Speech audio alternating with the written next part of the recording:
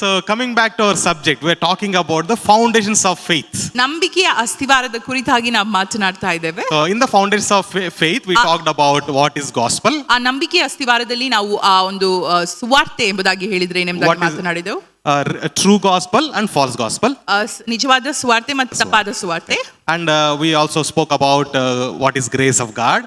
ದೇವರ ಕೃಪೆ ಏನೆಂಬುದಾಗಿ ಕೂಡ ನಾವು ಮಾತನಾಡಿದ್ವಿ. And how he justified us by his own sacrifice. ಆತನ ಒಂದು ತ್ಯಾಗದ ಮೂಲಕವಾಗಿ ನಾವು ಹೇಗೆ ನೀತಿವಂತರಾಗಿ ಮಾಡಲ್ಪಟ್ಟೆವು ಎಂಬುದಾಗಿ ಕೂಡ ನಾವು ನೋಡಿದ್ವಿ. By the death, burial and resurrection of Jesus. ಆತನ ಮರಣ ಮತ್ತು ಆತನ ಹುಣುವಿಕೆ ಮತ್ತು ಪುನರುತ್ಥಾನದಿಂದ okay, we are also in this resurrected life, new creation. ನಾವು ಕೂಡ ಪುನರುತ್ಥಾನದ ನೂತನ ಸೃಷ್ಟಿಯಲ್ಲಿದ್ದೇವೆ. okay, and how we are in the process of sanctification, right? ನಾವು ಹೇಗೆ ಶುದ್ಧೀಕರಣದ ಒಂದು ಹಂತದಲ್ಲಿದ್ದೇವೆ ಎಂಬುದಾಗಿ ನಾವು ಕಲಿತೆವು. okay, so do you remember those 3 steps? ಆ 3 ಹಂತಗಳು ನೆನಪಿದೆಯಾ? okay, what is the first one? ಮೊದಲನೇ ಹಂತ, the first thing is justification. ಮೊದಲನೇದಾಗಿ ನೀತಿಯ ನಿರ್ಣಯ. okay, we are justified by faith.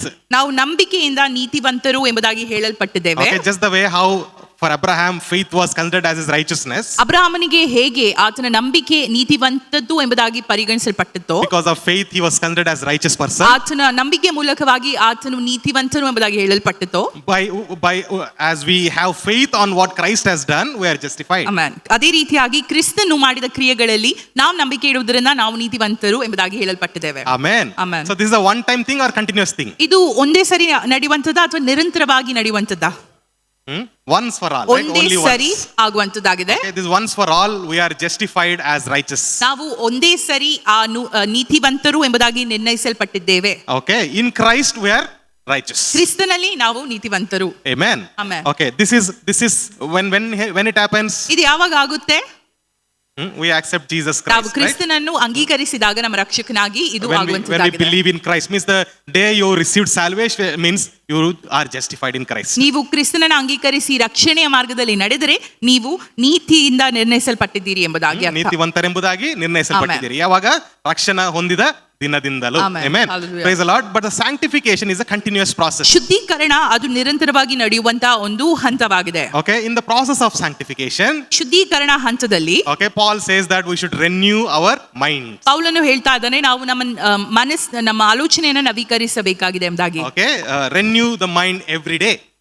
ನಾವು ದಿನನಿತ್ಯ ನಮ್ಮ ಆಲೋಚನೆಯನ್ನು ನವೀಕರಿಸಬೇಕಾಗಿದೆ. so how does our mind get renewed? ನಮ್ಮ ಒಂದು ಆಲೋಚನೆ ಹೇಗೆ ನವೀಕರಣಗೊಳ್ಳುತ್ತದೆ? okay, by fellowshipping with the Holy Spirit. ಪವಿತ್ರಾತ್ಮನ ಜೊತೆ ಒಂದು ಅನುಬಂಧದಿಂದ by meditating the word of ದೇವರ God. ವಾಕ್ಯವನ್ನು ನಾವು ಧ್ಯಾನಿಸುವುದರಿಂದಲೇ ಇದು ನಡೆಯುವಂತದ್ದಾಗಿದೆ. worshiping the Lord. ಆರಾಧನೆಯನ್ನು ಮಾಡುವುದರಿಂದ, ದೇವರನ್ನು ಆರಾಧಿಸುವುದರಿಂದ, and being in the fellowship of the believers. ಮತ್ತು ವಿಶ್ವಾಸಿಗಳ ಒಂದು ಅನ್ಯೋನ್ಯತೆಯಲ್ಲಿ ನಾವಿರುವುದರಿಂದ, ಅವರ ಸಹವಾಸದಲ್ಲಿ ನಾವಿರುವುದರಿಂದ ನಾವು ಶುದ್ಧೀಕರಣಗೊಳ್ಳಬಹುದು. praise the Lord. Praise the Lord. okay, so what is the difference between false gospel and true gospel? ತಪ್ಪು ಸುವಾರ್ತೆ ಮತ್ತು ಸರಿಯಾದ ಸುವಾರ್ತೆಯ ಒಂದು ವ್ಯತ್ಯಾಸವೇನು? okay, the true gospel is by grace alone. ಸತ್ಯವಾದ ಸುವಾರ್ತೆ ನಿಜವಾಗಿ ಆತನ ಕೃಪೆ, ಯೇಸು ಸ್ವಾಮಿ ಕೃಪೆಯಿಂದಲೇ ಬರುವಂತದ್ದಾಗಿದೆ. praise God. not by the works. ಅದು ಕಾರ್ಯಗಳಿಂದ ಆಗುವಂತದ್ದಲ್ಲ. but if you mix grace and works and you say your salvation will be by both grace and works, it is false gospel. ಯಾರಾದರೂ ನಿಮಗೆ ನಿಮ್ಮ ರಕ್ಷಣೆಯು ಕೃಪೆಯಿಂದಲೂ ನಿಮ್ಮ ಒಳ್ಳೆಯ ಕ್ರಿಯೆಗಳಿಂದಲೂ ನಡೆಯುವಂತದೆಂಬುದಾಗಿ ಹೇಳಿದ್ರೆ ಅದು ತಪ್ಪಾದ ಒಂದು ಸುವಾರ್ತೆ ಆಗಿದೆ. praise God. so the true gospel says justification is salvation. justification is salvation. ನೀತಿಯ ನಿರ್ಣಯವೇ ರಕ್ಷಣೆ ಎಂಬುದಾಗಿ ನಾವು ನೋಡ್ತೇವೆ. okay, but the false gospel says sanctification is salvation. ತಪ್ಪಾದಂತಹ ಒಂದು ಸುವಾರ್ತೆ ಶುದ್ಧೀಕರಣವೇ ರಕ್ಷಣೆ ಎಂಬುದಾಗಿ ಹೇಳ್ತದೆ. so whenever you are sanctified you are saved, whenever you fall down you are losing salvation. ನೀವು ಶುದ್ಧೀಕರಣಗೊಂಡಾಗ ನೀವು ರಕ್ಷಣೆ ಹೊಂದಿದ್ದೀರಿ ಎಂಬುದಾಗಿ ಹೇಳ್ತಾರೆ. ಶುದ್ಧೀಕರಣಗೊಳ್ಳದಿದ್ರೆ ಯಾವುದಾದರೂ ತಪ್ಪು ಮಾಡಿದ್ರೆ ಇದ್ದೋದ್ರೆ ಏನಾಯ್ತು ರಕ್ಷಣೆ ಇಲ್ಲ ಎಂಬುದಾಗಿ ಹೇಳ್ತಾರೆ. so that is a false gospel. ಅದು ತಪ್ಪಾದಂತಹ ಸುವಾರ್ತೆ. okay, in one statement if you have to say difference between true gospel and false gospel, what is it? ತಪ್ಪಾದ ಸುವಾರ್ತೆ ಸರಿಯಾದ ಸುವಾರ್ತೆಯ ಒಂದು ವ್ಯತ್ಯಾಸ ಒಂದು ವರ್ಡ್ ಅಲ್ಲಿ ನೀವು ಹೇಳುವುದಾದ್ರೆ, ಒಂದು ಪದದಲ್ಲಿ ಅದೇನಾಗ್ತದೆ? ತಪ್ಪಾದ ಸುವಾರ್ತೆ ಮನುಷ್ಯನ ಮೇಲೆ ರಕ್ಷಣಾ ಭಾರವನ್ನು ಹಾಕ್ತದೆ. okay, the false gospel will put the pressure or burden of salvation on the people. ತಪ್ಪಾದ ಒಂದು ಸುವಾರ್ತೆ ಆ ಒಂದು ಭಾರವನ್ನ ಸುವಾರ್ತೆಯ ಭಾರವನ್ನ ಮನುಷ್ಯರ ಮೇಲೆ ಹಾಕ್ತದೆ, ರಕ್ಷಣೆಯ ಭಾರವನ್ನು ಮನುಷ್ಯರ ಮೇಲೆ ಹಾಕ್ತದೆ. okay, but the true gospel, the burden of salvation is on God himself. ಆದ್ರೆ ಒಂದು ಸತ್ಯವಾದಂತಹ ರಕ್ಷಣೆ ಸುವಾರ್ತೆಯಲ್ಲಿ ಭಾರವು ದೇವರ ಮೇಲೆವೇ ಇದೆ. ಓಕೆ, ರಕ್ಷಣೆಯ ಭಾರವು ಯಾರ ಮೇಲಿದೆ? ದೇವರ ದೇವರ ಮೇಲೆ ಇದೆ. ಅವರೇ ನಮ್ಮನ್ನು ರಕ್ಷಿಸುವಂತವರು. Praise the Lord. Okay, so what is glorification? ಮಹಿಮೆ ಪದವಿ ಎಂಬುದಾಗಿ ಹೇಳಿದ್ರೇನು? Okay, when Christ comes again, ಕ್ರಿಸ್ತನು ಮರು ಬಂದಾಗ ವಿಲ್ ಬಿ ಲಿಫ್ಟೆಡ್ ಅಪ್. ನಾವೆಲ್ಲರೂ ಮೇಲೆ ಎಬ್ಬಿಸಲ್ಪಡ್ತೇವೆ. Okay, and we are translated into glorious bodies. ಮತ್ತು ನಾವು ಮಹಿಮೆಯ ಪದವಿಗೆ ಸೇರ್ಪಡಿಸ್ತೇವೆ. Okay, praise the Lord.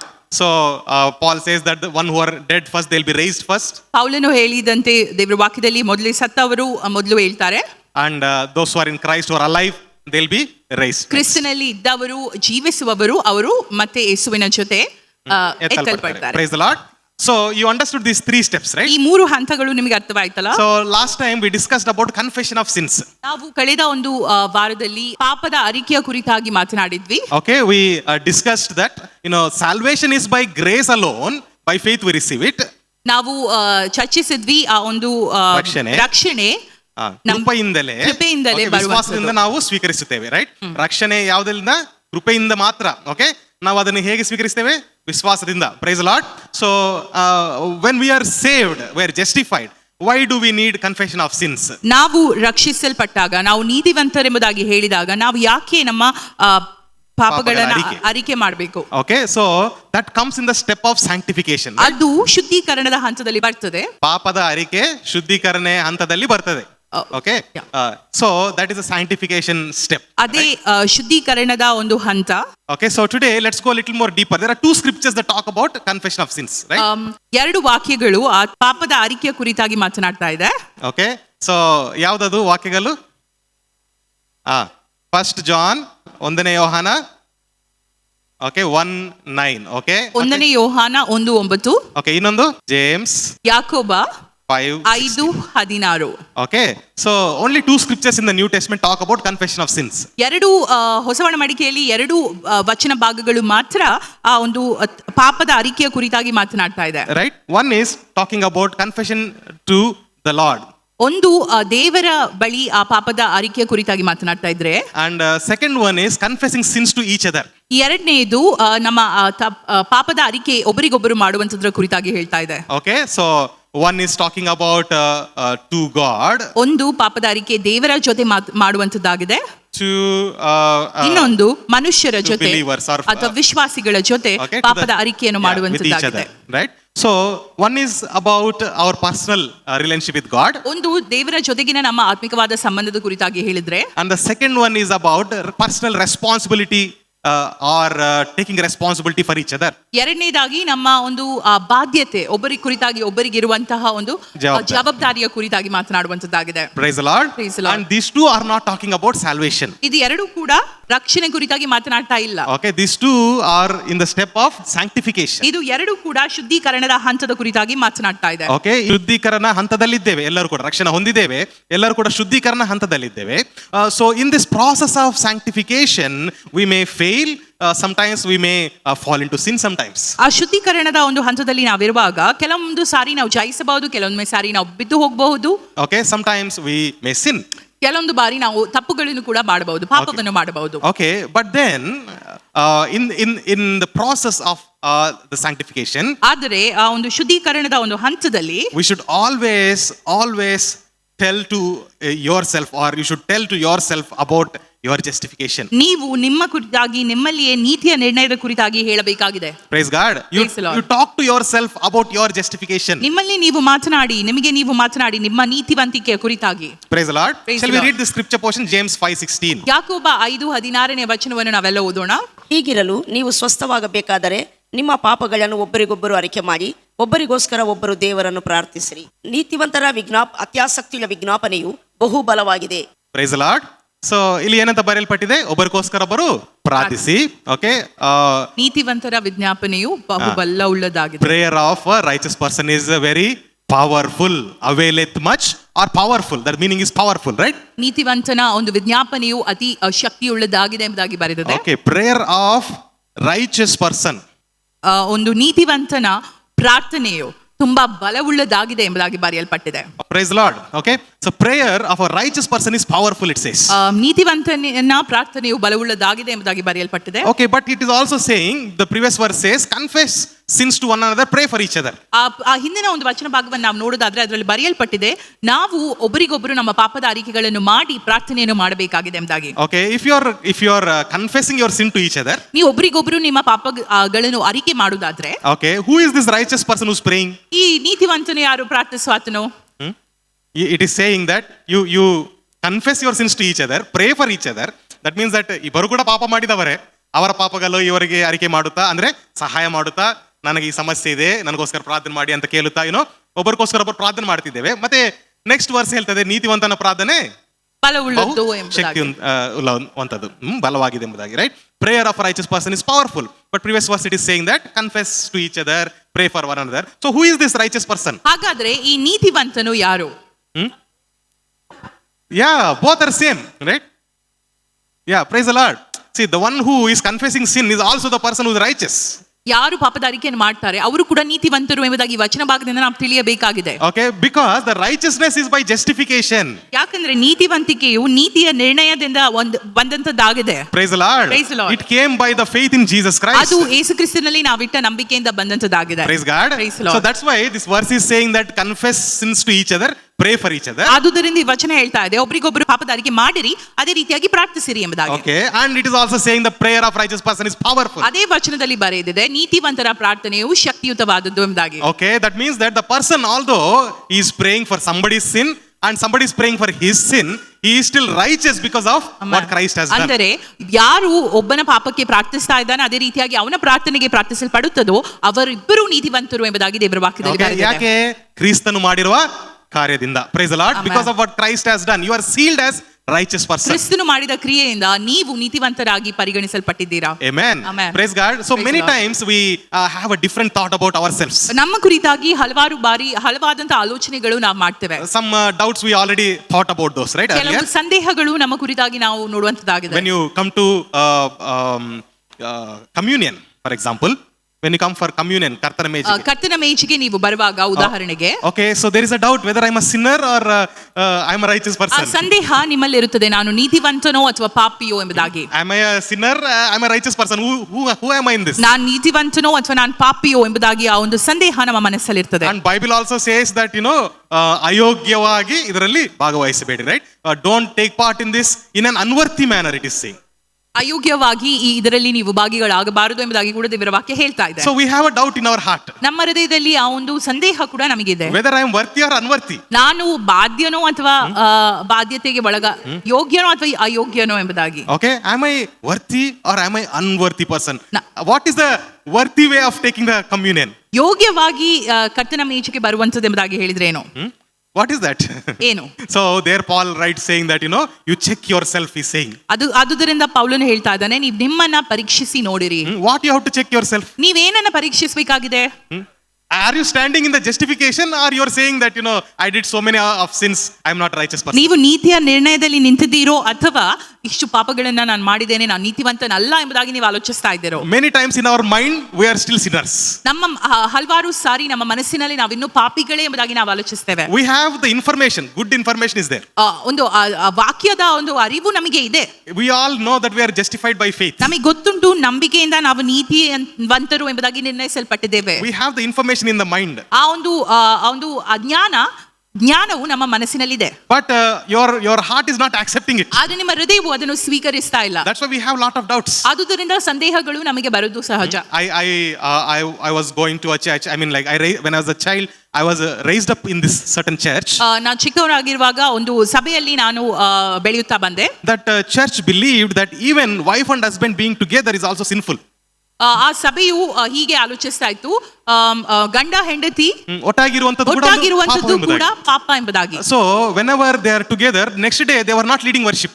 ಅವರು ಜೊತೆಯಾಗಿದ್ದ ಪಕ್ಷದಲ್ಲಿ ನೆಕ್ಸ್ಟ್ ದಿನ ಅವರು ಆರಾಧನೆ ನಡೆಸ್ತಾ ಇರಲಿಲ್ಲ. Because they thought they are sinners. ಯಾಕಂದ್ರೆ ಅವರು ಅನ್ನಿಸ್ತಾ ಇದ್ರು ಅವರು ಪಾಪಿಗಳೆಂಬುದಾಗಿ. Okay, is that what Bible says? ಸತ್ಯವೇದವು ಇದು ಹೇಳ್ತದಾ? What does Bible talk about wife and husband? ಸತ್ಯವೇದ ಏನು ಹೇಳ್ತಾ ಇದೆ? ಮಾನ್ಯವಾದದ್ದು. Praise the Lord. It is praiseworthy. ದಾಂಪತ್ಯವು ಮಾನ್ಯವಾದದ್ದು ಎಂಬುದಾಗಿ ಬರೆಯಲ್ಪಟ್ಟಿದೆ. They are one body. ಅವರು ಒಂದೇ ದೇಹವಾಗಿದ್ದಾರೆ. Praise the Lord.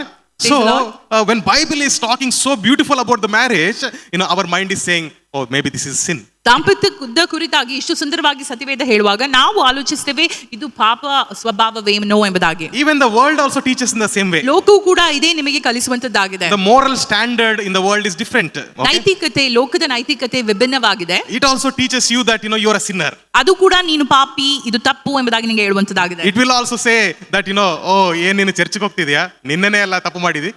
They will talk like that. Okay, so they point out at your mistakes, saying that you're behaving as if you're a saint. ನಿನ್ನ ತಪ್ಪುಗಳನ್ನು ಅವರು ನಿಮಗೆ ಕೈ ಬೆರಳೆತ್ತಿ ತೋರಿಸಿ ನೀನು ಒಂದು ಪಾದ್ರಿಯಾಗಿ ಬಿಹೇವ್ ಮಾಡ್ತಿದ್ಯಲ್ಲ ಎಂಬುದಾಗಿ ಹೇಳ್ಬೋದು. Okay, we grew up in that environment. ನಾವು ಅದೇ ಒಂದು ಸರೌಂಡಿಂಗ್ ಅಲ್ಲಿ, ಎನ್ವೈರನ್ಮೆಂಟ್ ಅಲ್ಲಿ ಬೆಳೆದು ಬಂದಿದ್ದೇವೆ. So although we have information in the mind, ನಮ್ಮ ಮನಸ್ಸಿನಲ್ಲಿ ಆ ಒಂದು ಜ್ಞಾನ ನಮಗಿದ್ರು ಕೂಡ our heart is not accepting. ನಮ್ಮ ಹೃದಯವು ಈ ಒಂದು ಜ್ಞಾನವನ್ನ ಆಕ್ಸೆಪ್ಟ್ ಮಾಡ್ತಾ ಇಲ್ಲ. Our heart is not is not always able to realize our position in Christ Jesus. ನಮ್ಮ ಹೃದಯವು ನಾವು ಕ್ರಿಸ್ತನಲ್ಲಿ ಯಾವ ಒಂದು ಸ್ಥಾನದಲ್ಲಿದ್ದೇವೆ ಎಂಬುದಾಗಿ ಗ್ರಹಿಸ್ತಾ ಇಲ್ಲ. So that's why we many times fail to live a victorious life, because in our heart we are already fallen. ಯಾಕಂದ್ರೆ ಅದೇ ಒಂದು ಆಲೋಚನೆಯ ನಿಮಿತ್ತವಾಗಿ ಹಲವೊಂದು ಬಾರಿ ನಾವು ಜಯಶಾಲಿಯಾದ ಜೀವಿತವನ್ನು ಜೀವಿಸಲು ಸಾಧ್ಯವಿಲ್ಲ. ಯಾಕಂದ್ರೆ ನಮ್ಮ ಆಲೋಚನೆಯಲ್ಲಿ ನಾವು ಆಗ್ಲೇ ಬಿದ್ದು ಹೋಗಿದ್ದೇವೆ. But what if every moment you realize that you are the righteous person? ಆದರೆ ಆಲೋಚಿಸಿರಿ, ಪ್ರತಿಯೊಂದು ಕ್ಷಣ ನಾನು ನೀತಿವಂತನು ಎಂಬುದಾಗಿ ನೀವು ಆಲೋಚಿಸಿದ್ರೆ ಹೇಗಿರುತ್ತದೆ? The Bible says that prayer of a righteous person is powerful. ಸತ್ಯವೇದ ಹೇಳ್ತದೆ ನೀತಿವಂತನ ಒಂದು ಪ್ರಾರ್ಥನೆಯು ಅತಿ ಬಲವುಳ್ಳದು ಎಂಬುದಾಗಿ. But we sometimes think that only when the man of God or woman of God prays, that prayer is powerful, not my prayer. ಆದ್ರೆ ಕೆಲವೊಂದು ಬಾರಿ ನಾವು ಆಲೋಚಿಸ್ತೇವೆ ಸಭಾಪಾಲಕರು ಅಥವಾ ದೇವ ಮನುಷ್ಯರು ಪ್ರಾರ್ಥಿಸಿದಾಗ ಮಾತ್ರ ಆ ಪ್ರಾರ್ಥನೆ ಶಕ್ತಿಯುತವಾದದ್ದು ಎಂಬುದಾಗಿ. Or sometimes we feel that if we go to some convention or a prayer meeting, that prayer is powerful than my prayer. ಕೆಲವೊಂದು ಸಾರಿ ಒಂದು ಮೀಟಿಂಗ್ ಕೂಟಕ್ಕೆ, ಪ್ರಾರ್ಥನೆ ಕೂಟಕ್ಕೆ ನಾವು ಹೋದ್ರೆ, ಕನ್ವೆನ್ಷನ್ಗೆ ಹೋದ್ರೆ ಮಾತ್ರ ನಮ್ಮ ಪ್ರಾರ್ಥನೆಗಳು ಉತ್ತರಿಸಲ್ಪಡುತ್ತದೆ ಎಂಬುದಾಗಿ ನಾವು ಆಲೋಚಿಸ್ತೇವೆ. But God is not partial. ಆದ್ರೆ ದೇವರು ಪಕ್ಷಪಾತಿ ಅಲ್ಲ. God's word is not partial. ದೇವರ ವಾಕ್ಯ ಪಕ್ಷಪಾತವಲ್ಲದ ವಾಕ್ಯ. Praise the Lord.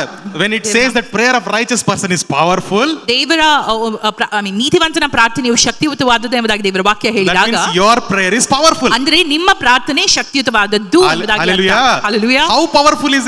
ಎಷ್ಟು ಶಕ್ತಿಯುತವಾಗಿದೆ? The previous verse we read, no? ಹಿಂದಿನ ವಚನವನ್ನ ನಾವು ಓದಿದ್ವಿ ನೋಡಿ. ಒಬ್ಬರಿಗೋಸ್ಕರ ಒಬ್ಬರು ಪ್ರಾರ್ಥನೆ ಮಾಡಿರಿ, ಅವರ ಪಾಪಗಳ ಕುರಿತಾಗಿ ಪ್ರಾರ್ಥನೆ ಮಾಡಿದೆ. ಅಂದ್ರೆ ನಿಮ್ಮ ಪ್ರಾರ್ಥನೆಗೆ ಎಷ್ಟು ಶಕ್ತಿ ಇದೆ ಅಂದ್ರೆ ಇನ್ನೊಬ್ಬರನ್ನು ಪಾಪದಿಂದ ಬಿಡಿಸುವಷ್ಟು ಶಕ್ತಿ ಇದೆ. Praise the Lord. Praise God. Are you understanding? Your prayer is so powerful that the previous verse says pray for each other's sins, right? And now it says that prayer of a righteous person is powerful, right? That means your prayer has so much authority that even the person in the bondage can be delivered. ನಿಮ್ಮ ಆ ವಚನದಲ್ಲಿ ನಾವು ನೋಡೋದಾದ್ರೆ ಅಲ್ಲಿ ಹೇಳ್ತಾ ಇದೆ ಒಬ್ಬರಿಗೊಬ್ಬರು ನೀವು ಪ್ರಾರ್ಥಿಸಿ, ಅದೇ ನೀತಿವಂತರ ಪ್ರಾರ್ಥನೆ ಬಲ ಉಳ್ಳದೆಂಬುದಾಗಿ. ಅದೇ ರೀತಿಯಾಗಿ ನಾವು ನೋಡೋದಾದ್ರೆ ನೀವು ಒಬ್ಬರಿಗೋಸ್ಕರ ಒಬ್ಬರು ಪ್ರಾರ್ಥಿಸಿದಾಗ ನಿಮ್ಮ ಪ್ರಾರ್ಥನೆಯು ಎಷ್ಟು ಬಲ ಉಳ್ಳದಾಗಿದೆ ಎಂಬುದಾಗಿ ಹೇಳಿದ್ರೆ ಬಂಧನಲ್ಲಿದ್ದವರನ್ನ ಬಿಡಿಸಲು ಅದು ಶಕ್ತಿಯನ್ನು ಹೊಂದಿದೆ. Praise God. Praise the Lord. We talked about some examples. What if somebody is smoking? Can that person come to church?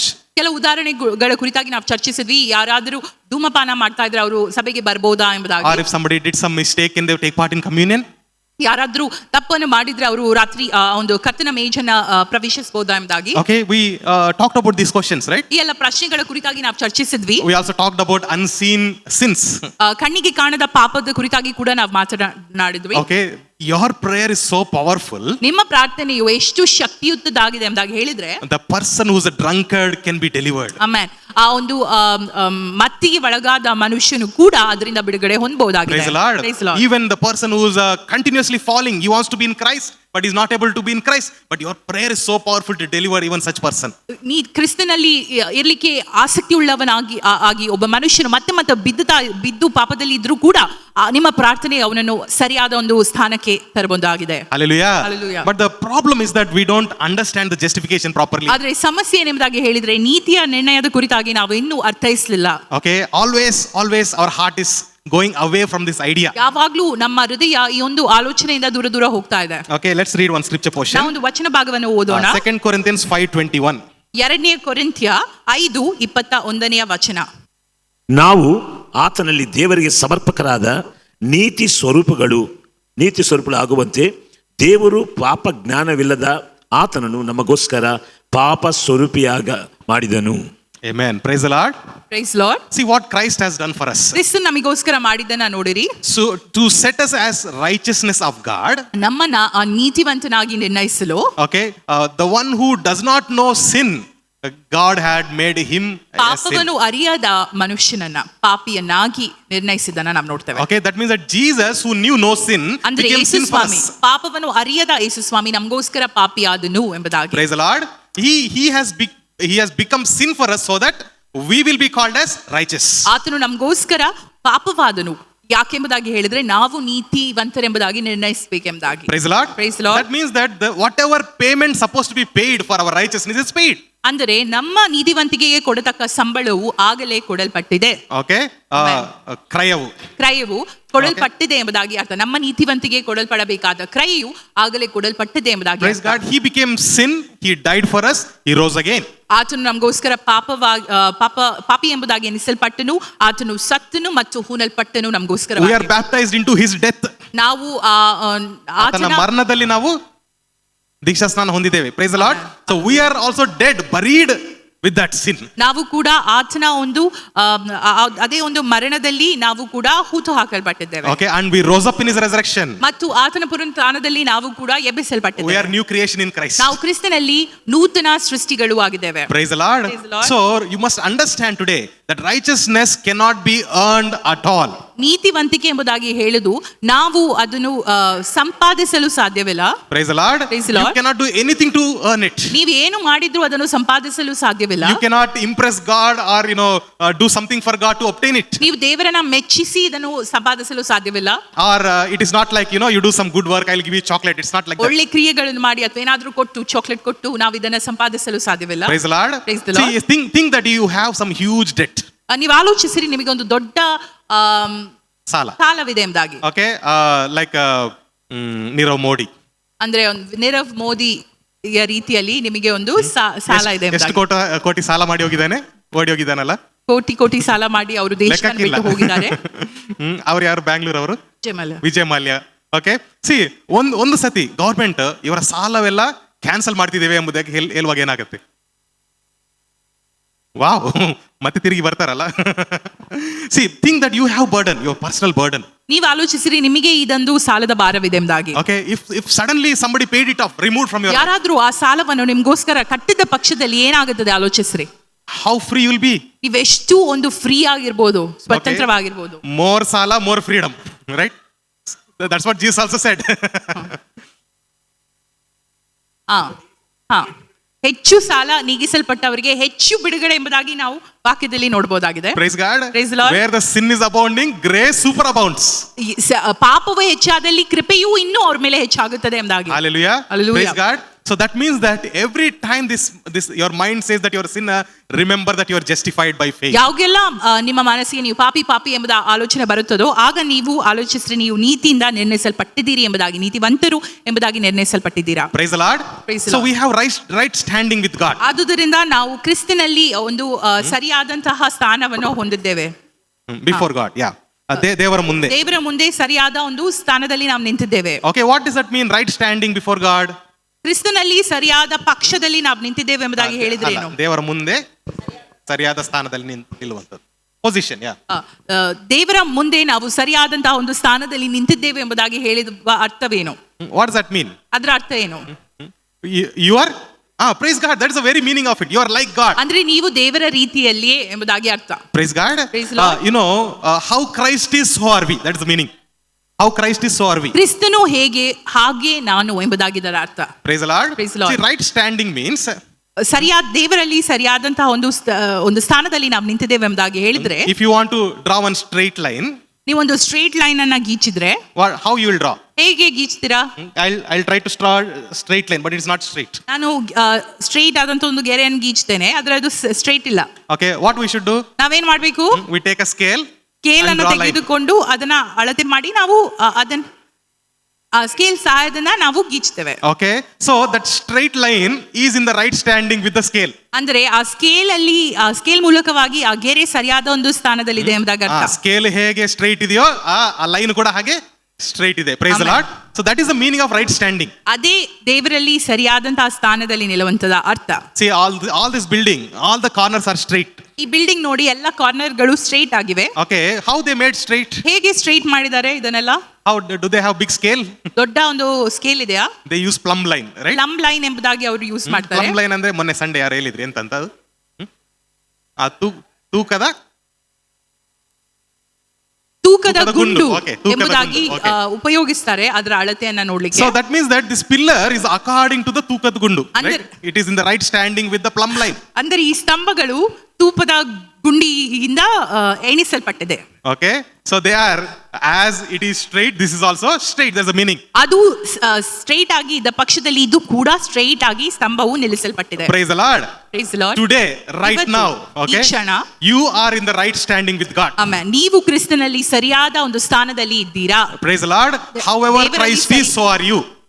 ಆ ಕ್ರಿಸ್ತನು ಹೇಗೋ ಅದೇ ರೀತಿಯಾಗಿ ನೀವಿದ್ದೀರಾ. Praise the Lord. Praise the Lord. When the Lord looks us, God looks us, He looks us through Christ. ದೇವರು ನಮ್ಮನ್ನು ನೋಡಿದಾಗ ಕ್ರಿಸ್ತನ ಮೂಲಕವಾಗಿ ನಮ್ಮನ್ನು ನೋಡುವಂತವನಾಗಿದ್ದಾನೆ. Praise the Lord. Praise the Lord. As righteous and cleansed people. ಅಂದ್ರೆ ನೀತಿವಂತರು ಮತ್ತು ಶುದ್ಧಿಸಲ್ಪಟ್ಟವರಾಗಿ ಆತನು ನಮ್ಮನ್ನು ನೋಡ್ತಾರೆ. So Hebrews 4:16 says, ಇಬ್ರಿಯ 4:16 ಬರೆಯಲ್ಪಟ್ಟಿದೆ, come to the throne room of grace in boldness.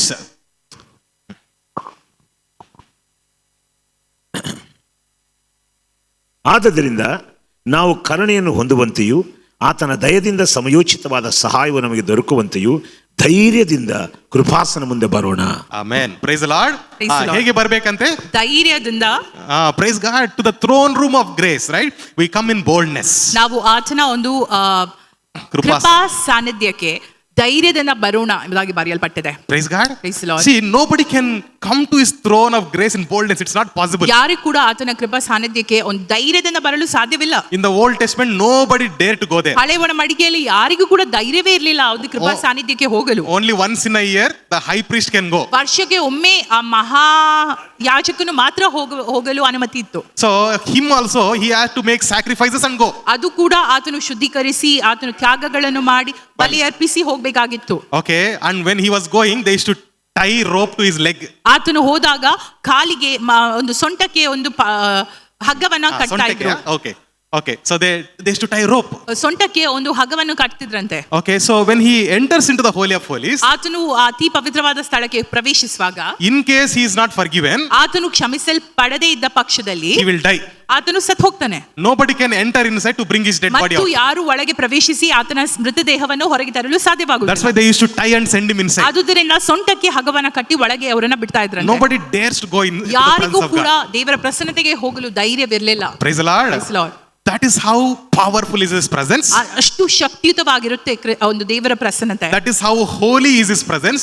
ಅದೇ ರೀತಿಯಾಗಿ ಅತಿ ಪವಿತ್ರವಾಗಿರುತ್ತೆ ದೇವರ ಪ್ರಸನ್ನತೆ. No sinner, no sin can enter. ಯಾವ ಪಾಪವು ಆತನ ಒಂದು ಸನ್ನಿಧಿಯಲ್ಲಿ ನಿಲ್ಲಲು ಸಾಧ್ಯವಿಲ್ಲ. Okay, that's why ಆದುದರಿಂದ nobody can stand in front of throne of God in boldness. ಯಾರು ಕೂಡ ಆ ದಿವ್ಯ ಸಿಂಹಾಸನದ ಮುಂದೆ ಧೈರ್ಯದಿಂದ ನಿಲ್ಲಲು ಸಾಧ್ಯವಿಲ್ಲ. But here the writer is saying, ಆದರೆ ಇಲ್ಲಿ ಲೇಖಕರು ಬರೆದಿದ್ದಾರೆ in Hebrews 4:16, ಇಬ್ರಿಯ 4:16 enter his throne room in boldness. ಆತನ ದಿವ್ಯ ಸಾನ್ನಿಧ್ಯವನ್ನು ಧೈರ್ಯದಿಂದ ಪ್ರವೇಶಿಸಿರಿ ಎಂಬುದಾಗಿ. Praise the Lord. Praise the Lord. How is it possible? ಅದು ಹೇಗೆ ಸಾಧ್ಯ? Nobody can enter. ಯಾರು ಕೂಡ ಈ ಪ್ರವೇಶಿಸಲು ಸಾಧ್ಯವಿಲ್ಲ. Okay, but because of the sacrifice, eternal sacrifice of Jesus alone, ಯೇಸು ಕ್ರಿಸ್ತನು ಮಾಡಿದ ನಿತ್ಯತ್ವದ ಒಂದು ಅರ್ಪಣೆಯಿಂದ ನಾವು ಈ ಒಂದು ಅತಿ ಪವಿತ್ರವಾದ ಸ್ಥಳಕ್ಕೆ ಪ್ರವೇಶಿಸಲು ಸಾಧ್ಯವಾಗ್ತಾ ಇದೆ. praise the Lord. Praise the Hallelujah. Anytime, any moment of your life, however you are, you can enter into his presence because you are cleansed, you are clothed in his righteousness. ಯಾವ ಪರಿಸ್ಥಿತಿಯಲ್ಲೂ ಕೂಡ ಯಾವ ಸಂದರ್ಭದಲ್ಲೂ ಕೂಡ ಆತನ ಪ್ರಸನ್ನತೆಗೆ ನೀವು ಪ್ರವೇಶಿಸಲು ಅರ್ಹರಾಗಿದ್ದೀರಾ. ಯಾಕಂದ್ರೆ ನೀವು ನೀತಿವಂತರೆಂಬುದಾಗಿ ನಿರ್ಣಯಿಸಲ್ಪಟ್ಟಿದ್ದೀರಾ. Amen. Amen. Let's read one more scripture portion. ಇನ್ನೊಂದು ವಚನ ಭಾಗವನ್ನು ನಾವು ಓದೋಣ. Philippians 3:9. ಫಿಲಿಪಿಯರಿಗೆ ಬರೆದ ಪತ್ರಿಕೆ 3:9 ವಚನ. ಇದರಲ್ಲಿ ನನ್ನ ಉದ್ದೇಶವೇನೆಂದರೆ, ನಾನು ಕ್ರಿಸ್ತನನ್ನು ಸಂಪಾದಿಸಿಕೊಂಡು ನೇಮ ನಿಷ್ಠಗಳ ಫಲವಾಗಿರುವ ಸ್ವನೀತಿಯನ್ನು ಆಶ್ರಯಿಸದೆ ಕ್ರಿಸ್ತನನ್ನು ನಂಬುವುದರಿಂದ ದೊರಕುವಂತ, ಅಂದರೆ ಕ್ರಿಸ್ತನ ಮೇಲಿನ ನಂಬಿಕೆಯ ಆಧಾರದಿಂದ ದೇವರು ಕೊಡುವಂತ ನೀತಿಯನ್ನೇ ಹೊಂದಿ ಕ್ರಿಸ್ತನಲ್ಲಿರುವವನಾಗಿ ಕಾಣಿಸಿಕೊಳ್ಳಬೇಕೆಂಬುದೇ. Okay, here the scripture says that Paul is saying that I no longer consider my own righteousness. ಪೌಲನು ಹೇಳ್ತಾ ಇದ್ದಾನೆ, ನಾನು ಇನ್ನು ಮುಂದೆ ನನ್ನ ನೀತಿವಂತಿಕೆಯನ್ನೇ ಪರಿಗಣಿಸ್ತಾ ಇಲ್ಲ. Okay, but only by by the righteousness given by Christ. ಕ್ರಿಸ್ತನು ನನಗೆ ಕೊಟ್ಟ ನೀತಿವಂತಿಕೆಯ ಮೂಲಕವಾಗಿ ಮಾತ್ರ ನಾನಿಲ್ಲಿದ್ದೇನೆ ಎಂಬುದಾಗಿ The ಆತನು ಹೇಳ್ತಾ ಇದ್ದಾನೆ. righteousness that I got by having faith in Christ. ನಾನು ಕ್ರಿಸ್ತನ ನಂಬಿಕೆಯಿಂದ ಬಂದಂತಹ ನೀತಿವಂತಿಕೆಯ ಕುರಿತಾಗಿ ಮಾತನಾಡ್ತಾ ಇದ್ದೇನೆ. Praise the Lord. So this righteousness is a gift from God. ಈ ನೀತಿವಂತಿಕೆ ಎಂಬುದಾಗಿ ಹೇಳುವಂತದ್ದು ದೇವರಿಂದ ಬಂದಂತಹ ಉಡುಗೊರೆ ಆಗಿದೆ. So you must understand this. You should take it into your heart. ನಿಮಗೆ ಇದರ ಅರಿವಾಗಬೇಕು, ನೀವು ಇದನ್ನ ನಿಮ್ಮ ಹೃದಯಕ್ಕೆ ತೆಗೆದುಕೊಳ್ಳಬೇಕಾಗಿದೆ. That's why we have confessions. ಆದುದರಿಂದ ಅರಿಕೆಗಳನ್ನ ನಾವು ಮಾಡ್ತೇವೆ. Okay, what are the confessions we are making? ನಾವೇನೆಲ್ಲ ಅರಿಕೆಗಳನ್ನ ಮಾಡ್ತೇವೆ? We confess that we are dead to sin, buried in Christ, rose up in his resurrection, we are new creation. ನಾವು ಪಾಪಕ್ಕೆ ಸತ್ತವರಾಗಿದ್ದೇವೆ ಮತ್ತು ಕ್ರಿಸ್ತನಲ್ಲಿ ನೂತನವಾದ ಸೃಷ್ಟಿಗಳಾಗಿದ್ದೇವೆ ಎಂಬ ಅರಿಕೆಗಳು ನಾವು ಮಾಡ್ತೇವೆ. Okay, see Norman brother gives us confessions, right? Norman brother ಅವರು confession ಓದ್ತಾರೆ ಪ್ರತಿಯೊಂದು ಭಾನುವಾರ. What are those? ಅದೇನಾಗಿದೆ? Those are not simply some words that we are ಸುಮ್ಮನೆ speaking. ನಾವು ಮಾತನಾಡುವಂತಹ ನುಡಿಗಳವಲ್ಲ. That is our position in Christ. ಅದು ಕ್ರಿಸ್ತನಲ್ಲಿ ನಮಗಿರುವಂತಹ ಒಂದು ಸ್ಥಾನವಾಗಿದೆ. Hallelujah. Hallelujah. ಯಾಕೆ ಅದನ್ನು ನಾವು ಮತ್ತೆ ಹೇಳಬೇಕು? Why we have to say that again and again? We have to say that again and again, not only for proclamation, but you are telling to yourself what you are in Christ. ಇದನ್ನ ನಾವು ಮತ್ತೆ ಅರಿಕೆ ಮಾಡಬೇಕಾಗಿದೆ. ಯಾಕೆ ಮತ್ತೆ ಅರಿಕೆ ಮಾಡುವಂತದ್ದು ಯಾಕೆ? ಅದನ್ನು ನಾವು ನಮಗೋಸ್ಕರ ಜ್ಞಾಪಕಕ್ಕೆ ತರುವಂತದ್ದಾಗಿದೆ. Praise the Lord. Praise the Lord. Yeah, it is who we are in. ಇದೇ ನಾವು ಕ್ರಿಸ್ತನಲ್ಲಿ ಇರುವಂತದ್ದು ಎಂಬುದಾದ ಕುರಿತಾಗಿ ಹೇಳುವಂತ ವಚನಗಳಾಗಿವೆ. Amen. So when we know it and we fill our heart with that every day, ನಮಗೆ ಇದರ ಅರಿವಾದಾಗ ಮತ್ತು ಈ ವಚನಗಳಿಂದ ನಮ್ಮ ಹೃದಯವನ್ನು ನಾವು ತುಂಬಿಸಿದಾಗ ದಿನನಿತ್ಯ, I tell you, you will slowly lose the desire for some sins. ಹಾಗೆ ನೀವು ಮಾಡಿದಾಗ ಪಾಪ ಮಾಡಬೇಕು ಎಂಬ ಒಂದು ಕೋರಿಕೆ ನಿಮ್ಮಿಂದ ಸತ್ತು ಹೋಗುತ್ತದೆ. Okay, the word of God says you are tempted by your own desires. ದೇವರ ವಾಕ್ಯ ಹೇಳ್ತಾ ಇದೆ, ನೀವು ನಿಮ್ಮ ಆಸೆಗಳ ನಿಮಿತ್ತವಾಗಿ ಶೋಧಿಸಲ್ಪಟ್ಟಿದ್ದೀರಾ ಎಂಬುದಾಗಿ. Okay, slowly the desires will become godly. ಮತ್ತು ಆ ಒಂದು ನಿಮಗೆ ಬರುವಂತಹ ಆಲೋಚನೆಗಳು ಅಥವಾ ಆಶೆಗಳು ದೇವರಿಂದ ಬರುವಂತಹ ಆಶೆಗಳು ಆಗುತ್ತದೆ. Okay, slowly it will turn into godly thoughts. ನಿಮ್ಮ ಆಲೋಚನೆಗಳು ದೇವರಿಂದ ಬರುವಂತಹ ಆಲೋಚನೆಗಳಾಗಿ ಪರಿಣಾಮವಾಗುತ್ತದೆ. Okay, Romans 5:17 will read. ರೋಮಾಪುರ 5:17 ಓದೋಣ. ಒಬ್ಬನು ಮಾಡಿದ ಅಪರಾಧದಿಂದ ಮರಣವು ಉಂಟಾಗಿ ಆ ಒಬ್ಬನ ದೆಸೆಯಿಂದಲೇ ಆಳುವುದಾದರೆ ದೇವರು ಧಾರಾಳವಾಗಿ ಅನುಗ್ರಹಿಸುವ ಕೃಪಾದಾನವನ್ನು ನೀತಿ ಎಂಬ ವರವನ್ನು ಹೊಂದಿದವರು ಯೇಸು ಕ್ರಿಸ್ತನೆಂಬ ಈ ಒಬ್ಬ ಪುರುಷನ ಮೂಲಕ ಜೀವಭರಿತರಾಗಿ ಆಳುವುದು ಮತ್ತು ನಿಶ್ಚಯವಲ್ಲವೇ? Amen. Praise the Lord. Praise the Lord. See, this verse is saying that you will reign in life in Christ's righteousness. ಕ್ರಿಸ್ತನ ನೀತಿವಂತಿಕೆಯಲ್ಲಿ ನೀವು ಜೀವಿತದಲ್ಲೇ ಆಳ್ವಿಕೆ ಮಾಡ್ತೀರಾ ಎಂಬುದಾಗಿ ಬರೆಯಲ್ಪಟ್ಟಿದೆ. Amen. This righteousness of God is the key for everything. ದೇವರ ನೀತಿವಂತಿಕೆ ಎಲ್ಲದರ ಒಂದು ಬೀಗದ ಕೈಯಾಗಿದೆ. See, what is the key for all the problems in the world? ಎಲ್ಲಾ ಲೋಕದಲ್ಲಿರುವ ಎಲ್ಲಾ ಸಮಸ್ಯೆಗಳಿಗೆ ಬೀಗದ ಕೈ ಯಾವುದು? Okay, or what is the source of all the problems in the world? ಅಥವಾ Sin. Yeah. ಪಾಪದ ನಿಮಿತ್ತವಾಗಿ ಎಲ್ಲಾ ಸಮಸ್ಯೆಗಳು ಈ ಲೋಕದಲ್ಲಿ ಬರುತ್ತದೆ ಅಲ್ಲ? Okay, every problem, every curse began with sin. ಎಲ್ಲ ಸಮಸ್ಯೆ, ಎಲ್ಲ ಶಾಪ, ಪಾಪವು ಈ ಲೋಕದಲ್ಲಿ ಬಂದದರ ನಿಮಿತ್ತವಾಗಿ ಆದಂತದ್ದಾಗಿದೆ. And that sin is ruling the world. ಆ ಪಾಪವು ಈ ಲೋಕದಲ್ಲಿ ಆಳ್ವಿಕೆ ಮಾಡುತ್ತಾ ಇದೆ. Now that sin is removed from you. ಆ ಪಾಪವು ನಿಮ್ಮಿಂದ ತೆಗೆದು ಹಾಕಲ್ಪಟ್ಟ ಪಕ್ಷದಲ್ಲಿ The source for all your problems is removed from you. ಅದಕ್ಕಿರುವಂತ ನಿಮ್ಮ ಸಮಸ್ಯೆಗಳಿಗಿರುವಂತ ಮೂಲ ನಿಮ್ಮಿಂದ ತೆಗೆಯಲ್ಪಟ್ಟಾಗ The authority that sin has over all your issues, it is removed from you. ಆ ಪಾಪಕ್ಕೆ ನಿಮ್ಮ ಮೇಲೆ ಇರುವಂತ ಆಳ್ವಿಕೆ ತೆಗೆಯಲ್ಪಟ್ಟಾಗ And righteousness is given. ಮತ್ತು ನೀತಿವಂತಿಕೆ ಅದರ ಒಂದು ಸ್ಥಾನದಲ್ಲಿ ಕೊಡಲ್ಪಟ್ಟಾಗ How much powerful you are. ಎಷ್ಟು ಶಕ್ತಿಯುತವಾಗಿ ನೀವಿರ್ತೀರಾ. Hallelujah. Hallelujah. That's why this verse is saying you will reign in life. ಅದೇ ಈ ವಚನ ಹೇಳ್ತಾ ಇದೆ, ನೀವು ಜೀವಿತದಲ್ಲಿ ಆಳ್ವಿಕೆ ಮಾಡ್ತೀರಾ. Praise the Lord. Praise the See, Lord. you are made into the image of Christ. ನೀವು ಕ್ರಿಸ್ತನ ಒಂದು ಇಮೇಜ್ ಅಲ್ಲಿ ಸ್ವರೂಪದಲ್ಲಿ ಮಾಡಲ್ಪಟ್ಟವರಾಗಿದ್ದೀರಾ. Praise the Lord. Praise the Lord. See, even if somebody is watching online, if you are thinking that you went far from God, ಯಾರಾದ್ರೂ online ವೀಕ್ಷಿಸುತ್ತಾ ಇದ್ದ ಪಕ್ಷದಲ್ಲಿ ನೀವು ಆಲೋಚಿಸ್ತಾ ಇರಬಹುದು, ನಾನು ದೇವರಿಂದ ದೂರವಾಗಿ ಹೋಗಿದ್ದೇನೆ ಎಂಬುದಾಗಿ. remember today that His grace and mercy are more powerful than your mistakes. ನೀವು ನಂಬಿರಿ, ನಿಮ್ಮ ಪಾಪಗಳಿಗಿಂತ ನಿಮ್ಮ ತಪ್ಪುಗಳಿಗಿಂತ ಆತನ ಕೃಪೆಯು ಮಿಗಿಲಾದದ್ದಾಗಿದೆ. Praise the Lord. Praise the Lord. See, just think about Jonah.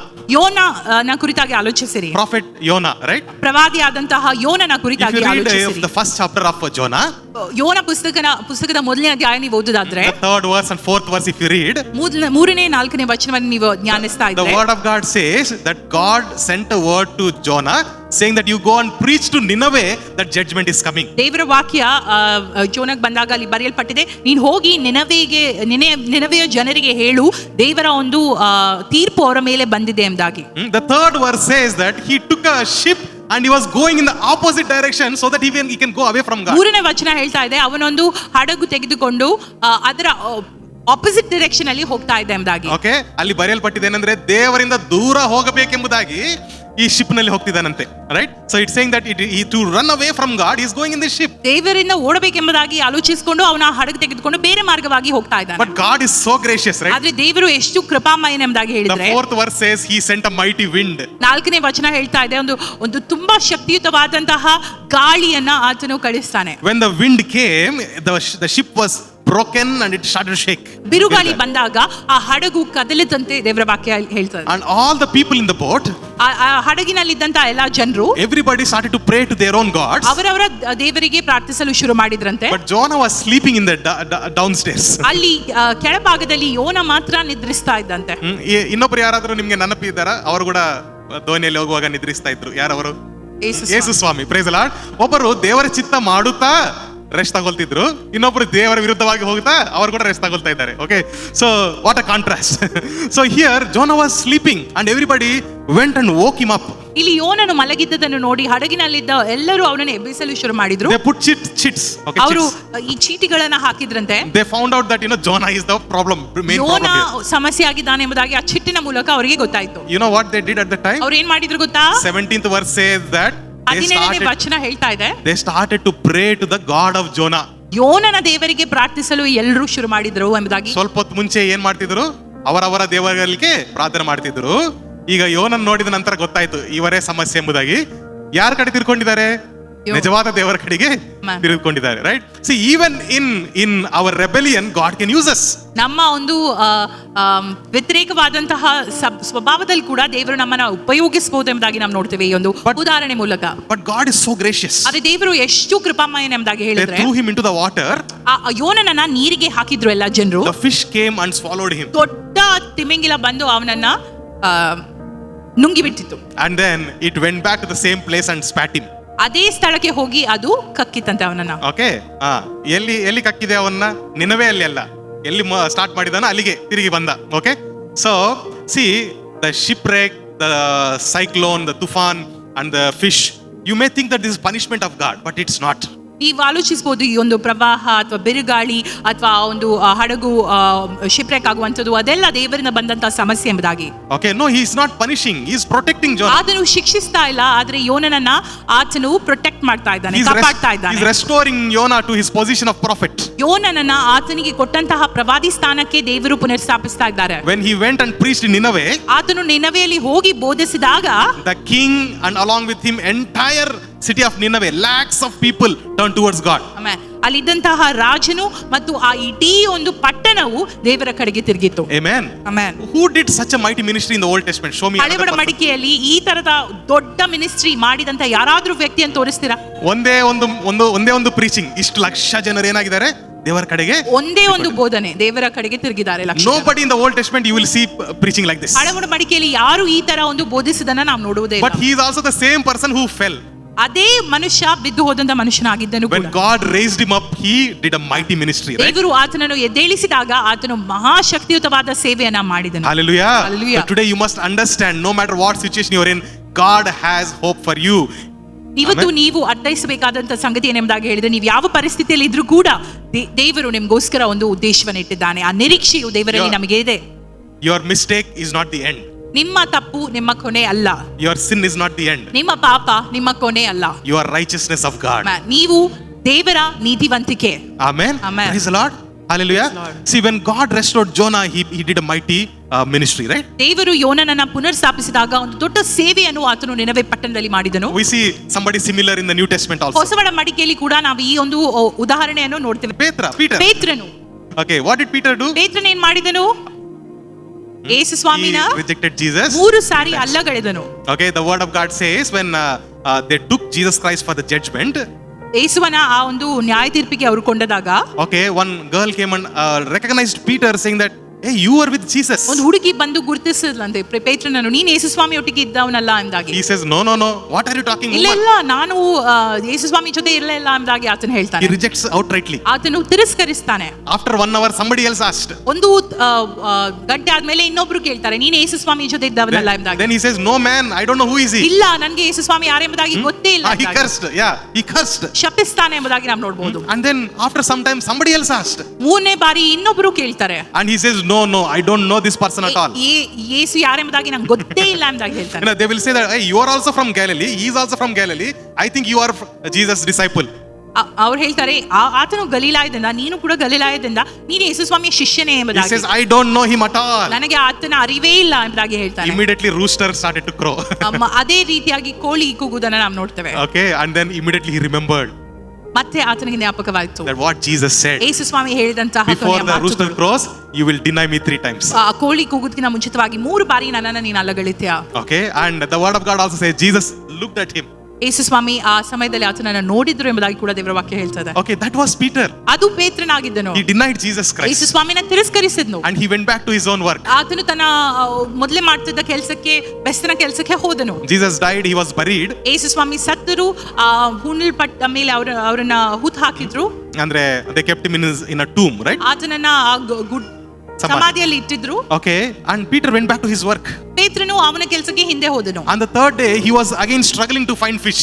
3ನೇ ದಿನ ಆತನು ಮತ್ತೊಂದು ಬಾರಿ ಆತನು ಬಲೆ ಹಾಕುವಾಗ ಮೀನು ಸಿಕ್ಕಲು ತುಂಬಾ ಶ್ರಮ ಪಡ್ತಾ ಇದ್ದ. Somebody comes to his boat. ಯಾರೋ ಆತನ ಒಂದು ನಾವಿಗೆ ಬರ್ತಾರೆ, ಆತನ ಬೋಟಿಗೆ ಬರ್ತಾರೆ. And says that, why don't you put the net on the right side? ನೀನು ಯಾಕೆ ಬಲೆಯನ್ನು ಬಲಭಾಗಕ್ಕೆ ಬೀಸಬಾರದು ಎಂಬುದಾಗಿ. Okay, and he says that, Lord, I tried all night but it did not work, but since you said I will try. ರಾತ್ರಿ ಎಲ್ಲ ನಾನು ಶ್ರಮ ಪಟ್ಟೆ, ಆದ್ರೂ ನೀನು ಹೇಳಿದ ನಿಮಿತ್ತವಾಗಿ ನಾನು ಹಾಕ್ತೇನೆ ಎಂಬುದಾಗಿ ಹಾಕಿತ್ತು. And he puts the net. ಆತನು ಬಲೆನ ಬೀಸ್ತಾನೆ. Finds huge amount of fish. ಎಷ್ಟು ತುಂಬಾ ಮೀನನ್ನ ಆತನ ಒಂದು ಬಲೆಯಲ್ಲಿ ಆತನ ಹಿಡಿತಾನೆ. And immediately he remembers. ಆಗ ಆತನಿಗೆ ಜ್ಞಾಪಕವಾಗ್ತದೆ. First time when he met Jesus Christ. ಮೊದಲನೇ ಬಾರಿ ಯೇಸು ಸ್ವಾಮಿನ ಆತನ ಸಂಧಿಸುವಾಗ This is what happened. ಇದೇ ಆದಂತಹ ಒಂದು And ಸನ್ನಿವೇಶ. again Jesus is restoring him. ಮತ್ತೊಂದು ಬಾರಿ ಯೇಸು ಸ್ವಾಮಿ ಆತನ ಪುನರ್ ಸ್ಥಾಪಿಸ್ತಾ ಇದ್ದಾರೆ. They were, eating or frying the fish and sitting there. ಅವರು ಮೀನನ್ನ ಕಾಯಿಸ್ತಾ ಅಲ್ಲಿ ಕೂತಿರುವಾಗ In John chapter 21 verse 15 to 17 it says. ಯೋಹಾನ 21 15 17 ತನಕ ನೀವು ನೋಡಿದ್ರೆ ಅಲ್ಲಿ ದೇವರ ವಾಕ್ಯ ಹೇಳ್ತದೆ ಏನಂದ್ರೆ, Jesus asked Peter again, do you love me? ನೀನು ನನ್ನನ್ನ ಪ್ರೀತಿಸ್ತೀಯಾ ಎಂಬುದಾಗಿ ಮತ್ತೊಂದು ಬಾರಿ ಪೇತ್ರನು ದೇವರು ಯೇಸು ಸ್ವಾಮಿ ಪೇತ್ರನನ್ನು ಕೇಳುವುದನ್ನು ನಾವು And ನೋಡ್ತೇವೆ. Peter says that, Lord, I love you. ದೇವರೇ, ನಾನು ಯೇಸು ಸ್ವಾಮಿ ನಿನ್ನನ್ನು ನಾನು ಪ್ರೀತಿಸ್ತೇನೆ ಎಂಬುದಾಗಿ ಪೇತ್ರನು ಹೇಳುವಂತದನ್ನ ನಾವು ನೋಡ್ತೇವೆ. There if you see the Greek words, ಅಲ್ಲಿ ನೀವು ಆ ಗ್ರೀಕ್ ಪದವನ್ನು ನೋಡಿದ್ರೆ, Jesus asked Peter, do you agape me? ನೀನು ನನ್ನನ್ನು agape ಪ್ರೀತಿಯಿಂದ ಅಗಾಪೆ ಪ್ರೀತಿ ಪ್ರೀತಿಸ್ತೀಯಾ? ಮಾಡ್ತಾ ಇದೆಯಾ ಎಂಬುದಾಗಿ ಯೇಸು ಸ್ವಾಮಿ ಪೇತ್ರನಲ್ಲಿ ಕೇಳ್ತಾರೆ. What is agape? ಅಗಾಪೆ ಎಂಬುದಾಗಿ ಹೇಳಿದ್ರೇನು? Unconditional love, right? ಯಾವ ಒಂದು ಕಂಡೀಷನ್ ಇಲ್ಲದಂತಹ ಪ್ರೀತಿ It ಅದಾಗಿದೆ. is God's love. ಅದು ದೇವರ ಪ್ರೀತಿಯಾಗಿದೆ. It comes from God only. ಅದು ದೇವರಿಂದ ಬಂದಂತದಾಗಿದೆ. And Peter replies, ಪೇತ್ರನು ಈ ರೀತಿಯಾಗಿ ಹೇಳ್ತಾನೆ, I phileo you, means I love you like a friend. ನಾನು ನಿನ್ನನ್ನು ಫಿಲೆಯು ಎಂಬುದಾಗಿ, ಅಂದ್ರೆ ನಾನು ನಿನ್ನನ್ನ ಸ್ನೇಹಿತನ ರೀತಿಯಲ್ಲಿ ಪ್ರೀತಿಸ್ತೇನೆ. Praise the Lord. ಯೇಸು ಸ್ವಾಮಿ ಏನ್ ಕೇಳ್ತಾ ಇದ್ದಾರೆ? ಯೇಸು ಸ್ವಾಮಿ ಕೇಳ್ತಾ ಇದ್ದಾರೆ, Do you love me with unconditional love? ನೀನು ಯಾವ ಒಂದು ಕಂಡೀಷನ್ ಇಲ್ಲದಂತಹ ದೈವ ಪ್ರೀತಿನ ನನ್ನ ಪ್ರೀತಿಸ್ತೀಯಾ ಎಂಬುದಾಗಿ. And Peter is replying, I phileo you, I love you like a friend. ಪೇತ್ರನ್ ಹೇಳ್ತಾ ಇದ್ದಾನೆ, ನಾನು ನಿನ್ನನ್ನ ಸ್ನೇಹಿತನ ರೀತಿಯಲ್ಲಿ ಪ್ರೀತಿಸ್ತೇನೆ. Because Peter knows his love is not unconditional. ಯಾಕಂದ್ರೆ ಪೇತ್ರನಿಗೆ ಗೊತ್ತು ಆತನ ಪ್ರೀತಿ ದೈವ ಪ್ರೀತಿ ಅಲ್ಲ. He knows that he denied Jesus 3 times. ಆತನಿಗೆ ಗೊತ್ತು ಆತನು ಯೇಸು ಸ್ವಾಮಿನ 3 ಸಾರಿ ಅಲ್ಲಗಳಿತಾನೆ. In my strength I can only love you as a friend. ನನ್ನ ಒಂದು ಬಲದಲ್ಲಿ ನಾನು ನಿನ್ನನ್ನ ಸ್ನೇಹಿತನ ರೀತಿಯಲ್ಲಿ ಮಾತ್ರ ಪ್ರೀತಿಸಬಲ್ಲೆ ಎಂಬುದಾಗಿ Again Jesus asks, ಮತ್ತೊಂದು ಬಾರಿ ಯೇಸು ಸ್ವಾಮಿ ಕೇಳ್ತಾರೆ, do you agape me? ನೀನ್ ನನ್ನನ್ನ ಅಗಾಪೆ ಪ್ರೀತಿ ಮಾಡ್ತೀಯಾ? And Peter again says, Lord, I phileo you. ಪೇತ್ರನ್ ಹೇಳ್ತಾನೆ, ನಾನು ಫಿಲೆಯು ಎಂಬುದಾಗಿ, ಅಂದ್ರೆ ಸ್ನೇಹಿತನ I ರೀತಿಯಲ್ಲಿ love you like a friend, love you like a disciple. ನಾನು ಒಂದು ಶಿಷ್ಯನ ರೀತಿಯಲ್ಲಿ ನಿನ್ನನ್ನು ಪ್ರೀತಿಸ್ತೇನೆ. Okay, Jesus says that you take care of my lamb, you lead my sheep. ನನ್ನ ಕುರಿಗಳನ್ನ ನೀನು ಮುನ್ನಡೆಸಿ ಎಂಬುದಾಗಿ ಯೇಸು ಸ್ವಾಮಿ ಆತನಿಗೆ ಹೇಳ್ತಾರೆ. And 3rd time again he asks. 3ನೇ ಬಾರಿ ಯೇಸು ಸ್ವಾಮಿ ಕೇಳ್ತಾರೆ. This time Jesus does not ask agape. ಈ ಸಲ ಯೇಸು ಸ್ವಾಮಿ ಅಗಾಪೆ ಪ್ರೀತಿ ಕುರಿತಾಗಿ ಕೇಳ್ತಾ He ಇಲ್ಲ. says, do you love me as a friend? ನೀನ್ ನನ್ನನ್ನ ಸ್ನೇಹಿತನ ರೀತಿಯಲ್ಲಿ ಪ್ರೀತಿಸ್ತೀಯಾ ಎಂಬುದಾಗಿ ಯೇಸು ಸ್ವಾಮಿ And ಕೇಳುವಾಗ Peter submits himself to God saying, you know Lord everything, I love you like a friend. ಪೇತ್ರನು ತನ್ನನ್ನೇ ತಾನೇ ಯೇಸು ಸ್ವಾಮಿಗೆ ಒಪ್ಪಿಸಿ ಹೇಳ್ತಾನೆ, ನಿನ್ಗೆಲ್ಲವೂ ತಿಳಿದಿದೆ, ನಾನು ನಿನ್ನನ್ನ ಸ್ನೇಹಿತನ ರೀತಿಯಲ್ಲಿ ಪ್ರೀತಿಸ್ತೇನೆ ಎಂಬುದಾಗಿ. Praise the Lord. Praise the Lord. This is the same Peter who said, Lord, I will not go away from you even if everybody goes. ಯಾರಾದ್ರೂ ನಿನ್ನನ್ನು ಬಿಟ್ಟು ಹೋದ್ರು ಕೂಡ ನಾನು ನಿನ್ನನ್ನು ಬಿಟ್ಟು ಹೋಗಲಾರೆ ಎಂಬುದಾಗಿ ಹೇಳಿದಂತದ್ದು ಇದೇ ಪೇತ್ರನು ಆಗಿದ್ದನು. He proclaimed, my love is so powerful. ನನ್ನ ಪ್ರೀತಿ ಅತಿ ಶಕ್ತಿಯುತವಾದದ್ದು ಎಂಬುದಾಗಿ ಆತನು ಹೇಳಿದ್ದ. But here he is realizing, ಆದ್ರೆ ಈ ಕ್ಷಣದಲ್ಲಿ ಆತನಿಗೆ ಅರ್ಥವಾಗ್ತಾ I ಇದೆ, don't have strength, that kind of strength. ಅಂತ ಒಂದು ಬಲ ನಿನ್ನನ್ನು ಪ್ರೀತಿಸಲು ನನ್ನಲ್ಲಿಲ್ಲ. Unless Holy Spirit empowers me, I cannot do it on my own. ಪವಿತ್ರಾತ್ಮನು ನನ್ನನ್ನು ತುಂಬದೇ ಇದ್ದ ಪಕ್ಷದಲ್ಲಿ ಇಂತಹ ಪ್ರೀತಿಯನ್ನು ನಾನು ಮಾಡಲಾರೆ ಎಂಬುದಾಗಿ. Okay, that's why love is the fruit of the Spirit. ಆದುದರಿಂದ ಪ್ರೀತಿ ಎಂಬುದಾಗಿ ಹೇಳಿದ್ರೆ ಅದು ಪವಿತ್ರಾತ್ಮನ ಒಂದು ಫಲವಾಗಿದೆ. Okay, love means agape. There also agape word is. Agape is fruit of the Spirit. ಅಲ್ಲಿ ಕೂಡ ಅಗಾಪೆ ಪ್ರೀತಿ ಅದು ಪವಿತ್ರಾತ್ಮನಿಂದ ಬರುವಂತಹ ಫಲವಾಗಿದೆ. See, God restored Peter although he denied Jesus Christ. ದೇವರು ನಾವು ನೋಡೋದಾದ್ರೆ ಇಲ್ಲಿ ಪೇತ್ರನನ್ನ ಪುನರ್ಸ್ಥಾಪಿಸ್ತಾರೆ. ಆತನು ಯೇಸು ಸ್ವಾಮಿನ ಅಲ್ಲಗಳೆದ್ರು ಕೂಡ. If you are feeling rejected in your life, ನಿಮ್ಮ ಜೀವಿತದಲ್ಲಿ ನಿಮ್ಮನ್ನು ಅಲ್ಲಗಳೆದಿದ್ದಾರೆ ಯಾರು ಎಲ್ಲರೂ ಎಂಬುದಾಗಿ ನೀವು ಅನುಭವಿಸಿದ್ದಲ್ಲಿ, or if you are feeling that I went far from God, ಅಥವಾ ನಾನು ದೇವರಿಂದ ತುಂಬಾ ದೂರವಾಗಿದ್ದೇನೆ ಎಂಬುದಾಗಿ ನೀವು ಆಲೋಚಿಸ್ತಾ if ಇದ್ರೆ, you say that I am trying a lot, I am falling again and again, I am a worse sinner, ನಾನು ತುಂಬಾ ಶ್ರಮ ಪಡ್ತಾ ಇದ್ದೇನೆ ಆದ್ರೂ ನಾನು ಪಾಪಕ್ಕೆ ಬೀಳ್ತಾ ಇದ್ದೇನೆ, ನಾನು ಅತಿ ಒಂದು ಕೀಳಿನ ಮಟ್ಟದ ಒಂದು ಪಾಪಿ ಎಂಬುದಾಗಿ ನೀವು ಆಲೋಚಿಸ್ತಾ ಇದ್ರು, understand today, ಇವತ್ತು ನೀವು ಅರ್ಥೈಸ್ರಿ, God's love is greater than your sin. ದೇವರ ಪ್ರೀತಿ ನಿಮ್ಮ ಪಾಪಗಳಿಗಿಂತ ಹೆಚ್ಚಾದಂತದ್ದಾಗಿದೆ. Hallelujah. Hallelujah. God who restored Peter, ಪೇತ್ರನನ್ನ ಪುನರ್ಸ್ಥಾಪಿಸಿದಂತ ದೇವರು, this is the same Peter who preached and thousands of people followed Christ. ಅದೇ ಪೇತ್ರನು ನಾವು ನೋಡೋದಾದ್ರೆ ಆತನು ಬೋಧನೆ ಮಾಡುವಾಗ ಲಕ್ಷ ಜನರು ಆ ದೇವರನ್ನ ಹಿಂಬಾಲಿಸುವಂತದ್ದನ್ನ ನಾವು ನೋಡ್ತೇವೆ. Praise the Lord. Praise the The Lord. same Peter, ಇದೇ ಪೇತ್ರನು the same in the same way God restores you in every moment. ಪೇತ್ರನನ್ನು ಪುನರ್ಸ್ಥಾಪಿಸಿದ ರೀತಿಯಲ್ಲಿ ಪ್ರತಿಯೊಂದು ಕ್ಷಣ ದೇವರು ನಿಮ್ಮನ್ನು ಪುನರ್ಸ್ಥಾಪಿಸ್ತಾರೆ. Praise the Lord. Praise the Lord. If you are falling for sin, ನೀವು ಪಾಪಕ್ಕೆ ಪದೇ ಪದೇ ಬೀಳೋದಾದ್ರೆ remember at every moment, ಪ್ರತಿಯೊಂದು ಕ್ಷಣ ಜ್ಞಾಪಕದಲ್ಲಿಡ್ರಿ, the prayer of righteous person is powerful. ನೀತಿವಂತನ ಪ್ರಾರ್ಥನೆಯು ಶಕ್ತಿಯುತವಾದದ್ದು ಎಂಬುದಾಗಿ. Hallelujah. Hallelujah. One prayer ಒಂದೇ ಪ್ರಾರ್ಥನೆ can deliver you from that habit. ನಿಮ್ಮನ್ನ ಆ ಕತ್ತಲೆಯಿಂದ ಬಿಡುಗಡೆಗೊಳಿಸಲು ಸಾಧ್ಯ. Amen. Amen. Let's read two scripture portion and I'll finish. ಎರಡು ವಚನ ಭಾಗವನ್ನು ಓದಿ ನಾವು ಮುಗಿಸೋಣ. Okay, let's read James 4:7. ಯಾಕೋಬ 4:7 ವಚನವನ್ನು ನಾವು ಓದೋಣ. ಹೀಗಿರಲಾಗಿ ದೇವರಿಗೆ ಒಳಗಾಗಿರಿ, ಸೈತಾನನನ್ನು ಎದುರಿಸಿರಿ, ಅವನು ನಿಮ್ಮನ್ನು ಬಿಟ್ಟು ಓಡಿ ಹೋಗುವನು. Here it says, submit yourself to God. ದೇವರಿಗೆ ಬಳಗಾಗಿರಿ And then resist the devil, he will flee. ಸೈತಾನನು ನಿಮ್ಮನ್ನು ಬಿಟ್ಟು ಓಡಿ ಹೋಗುವನು ಎಂಬುದಾಗಿ ಬರೆಯಲ್ಪಟ್ಟಿದೆ. Praise the Lord. Praise the Lord. Is it saying that you should discuss with Satan? ಸೈತಾನನ ಜೊತೆ ನೀವು ವಾದ ವಿವಾದಗಳನ್ನು ಮಾಡಬೇಕೆಂಬುದಾಗಿ ಹೇಳ್ತಾ ಇದ್ದಾರೆ, ಚರ್ಚಿಸಬೇಕೆಂಬುದಾಗಿ ಹೇಳ್ತಾ Or ಇದ್ದಾರೆ. should you theologically discuss, Satan, ಅಥವಾ, this is what I am righteousness of God, you ನಾನು go away. ನೀತಿವಂತನು ಈ ತರ ಹಾಗೆ ಎಂಬುದಾಗಿ ನೀವು ಚರ್ಚಿಸಬೇಕಾಗಿದೆಯಾ? What does it say? ಏನ್ ಹೇಳ್ತಾ ಇದೆ? Submit to God. ದೇವರಿಗೆ ನಿಮ್ಮನ್ನು ಒಪ್ಪಿಸಿಕೊಡ್ರಿ. What is the meaning of submitting to God? ದೇವರಿಗೆ ಒಪ್ಪಿಸಿಕೊಡೋದು ಎಂಬುದಾಗಿ ಹೇಳಿದ್ರೇನು? Submitting to God is not saying that I am useless fellow. ನಾನು ಯಾವ ಕೆಲಸಕ್ಕೆ ಬಾರದ ಮನುಷ್ಯನ ಎಂಬುದಾಗಿ ಹೇಳುವಂತದಲ್ಲ. Sometimes we think submission is like putting ourselves down. No, not that. ದೇವರಿಗೆ ನಾವು ಸಬ್ಮಿಟ್ ಮಾಡೋದೆಂಬುದಾಗಿ ಹೇಳಿದ್ರೆ, ಒಪ್ಪಿಸಿಕೊಡೋದೆಂಬುದಾಗಿ ಹೇಳಿದ್ರೆ ನಮ್ಮನ್ನು ನಾವೇ ಕೀಳಪಡಿಸಿ ಮಾತನಾಡುವಂತದೆಂಬುದಾಗಿ ನಾವು ಆಲೋಚಿಸ್ತೇವೆ. That is not humbleness, that is not humility. ಅದು ತಗ್ಗಿಸುವಿಕೆಯ ಮನೋಭಾವ ಅಲ್ಲ. Submitting to God, ದೇವರಿಗೆ ಒಪ್ಪಿಸಿಕೊಡುವುದೆಂಬುದಾಗಿ ಹೇಳಿದ್ರೆ, or true humbleness means ನಿಜವಾದ ತಗ್ಗಿಸುವಿಕೆ ಎಂಬುದಾಗಿ ಹೇಳಿದ್ರೆ, accepting what the word of God says. ದೇವರ ವಾಕ್ಯ ಹೇಳುವಂತದನ್ನ ನಾವು ಸ್ವೀಕರಿಸುವಂತದ್ದಾಗಿದೆ. Hallelujah. Hallelujah. Believing what the word of God says. ದೇವರ ವಾಕ್ಯ ಹೇಳುವುದನ್ನ ನಾವು ನಂಬುವಂತದ್ದಾಗಿದೆ. Proclaiming what the word of God ದೇವರ says. ವಾಕ್ಯ ಹೇಳುವುದನ್ನ ನಾವು ಘೋಷಿಸುವಂತದ್ದಾಗಿದೆ. That is submission to God. ಅದೇ ದೇವರಿಗೆ ನಾವು ಒಪ್ಪಿಸಿಕೊಳ್ಳುವಂತದ್ದಾಗಿದೆ. Amen. Amen. So when you submit to God, what happens? ನೀವು ದೇವರಿಗೆ ಒಪ್ಪಿಸಿಕೊಳ್ಳುವಾಗ ಏನಾಗ್ತದೆ? When you resist the devil, he'll flee. ಸೈತಾನನನ್ನು ನೀವು ತ್ಯಜಿಸಿದಾಗ ಆತನು ನಿಮ್ಮಿಂದ ಓಡಿ ಹೋಗುತ್ತಾನೆ. Amen. Amen. When you are tempted, when temptation comes, ಶೋಧನೆಗಳು ಬಂದಾಗ temptation always comes with a lie.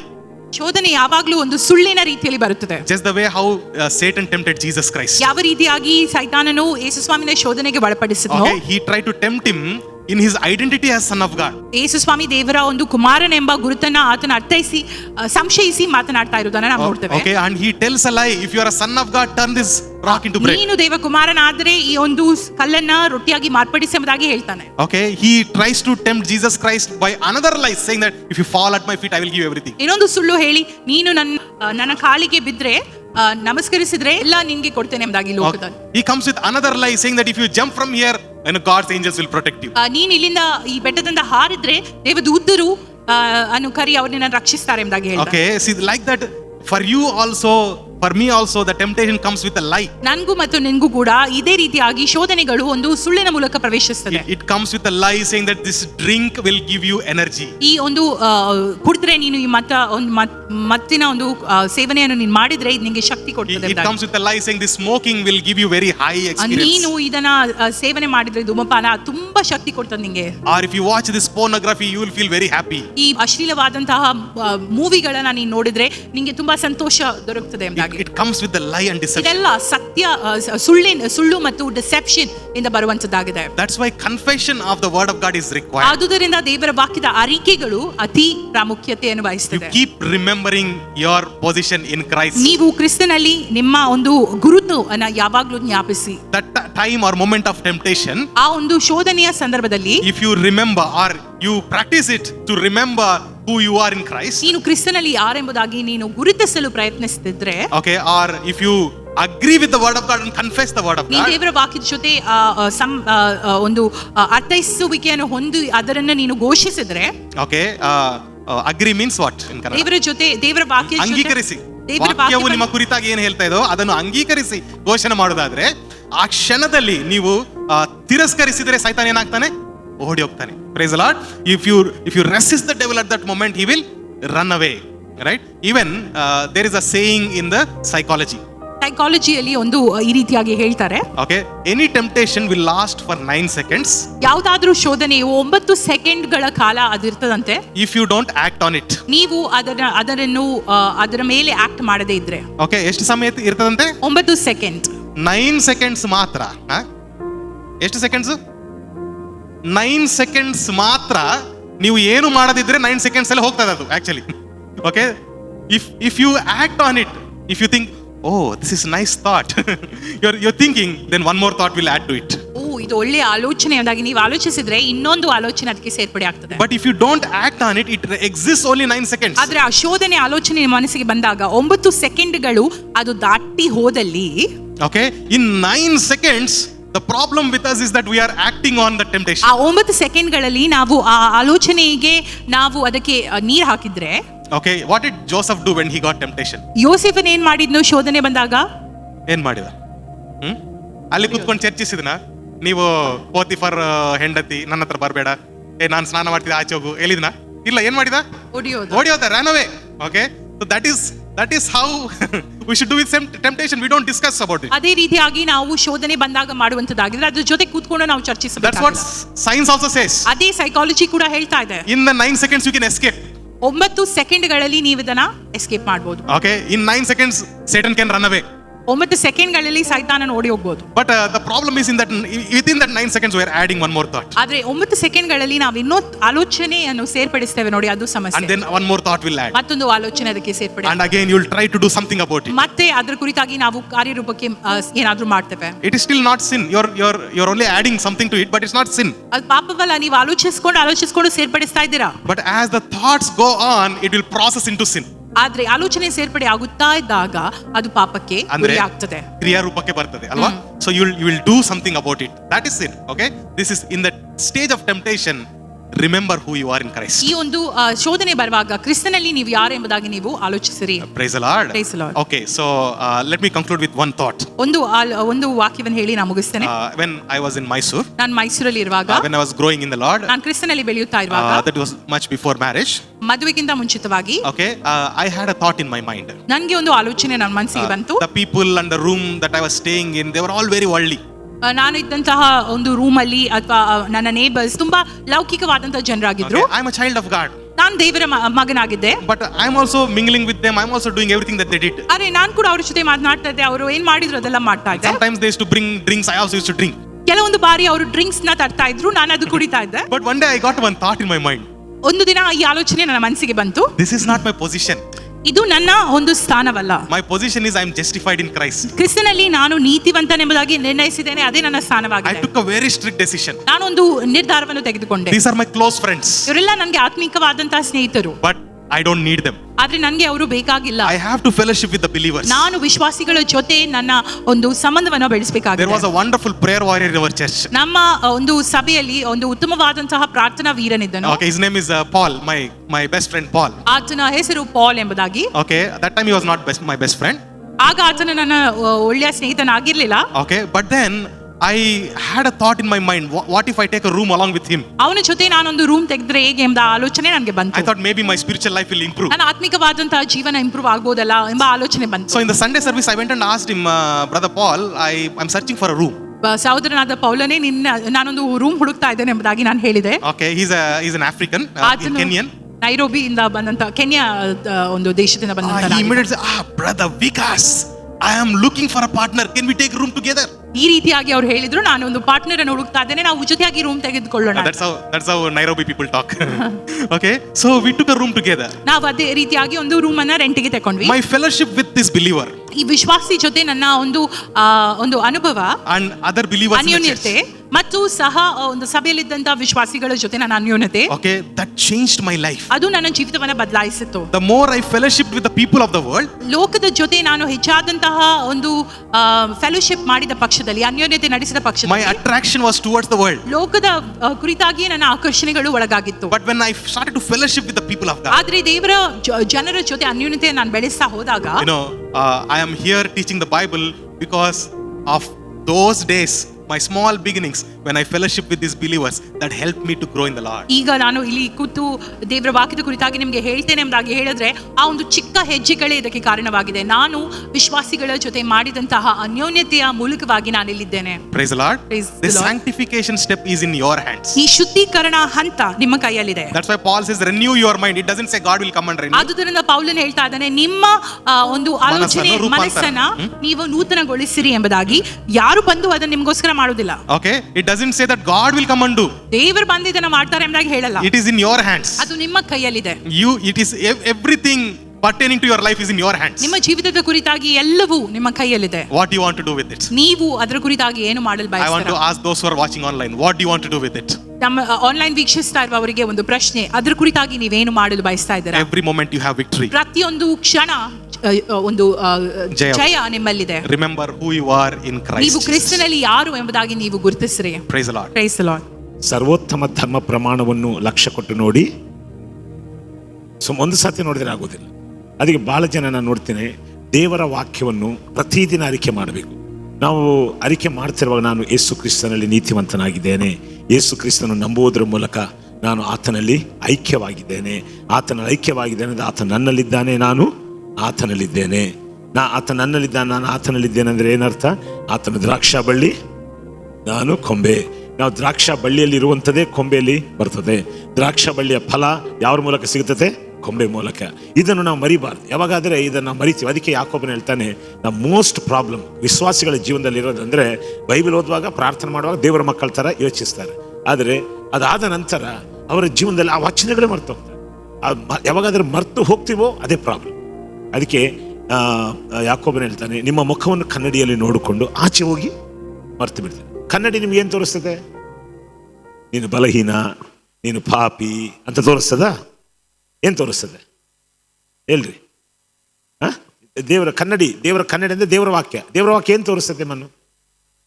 ನೀನು ನೀತಿವಂತನು, ನೀನು ಪರಿಶುದ್ಧನು, ನಿನ್ನಲ್ಲಿ ನನ್ನ ಆತ್ಮನು ನಾನು ಇಟ್ಟಿದ್ದೇನೆ, ನೀನು ನನ್ನ ಮಗನು. ಈ ಎಲ್ಲ ಸಂಗತಿಗಳನ್ನು ಯಾರು ಹೇಳ್ತಾರೆ?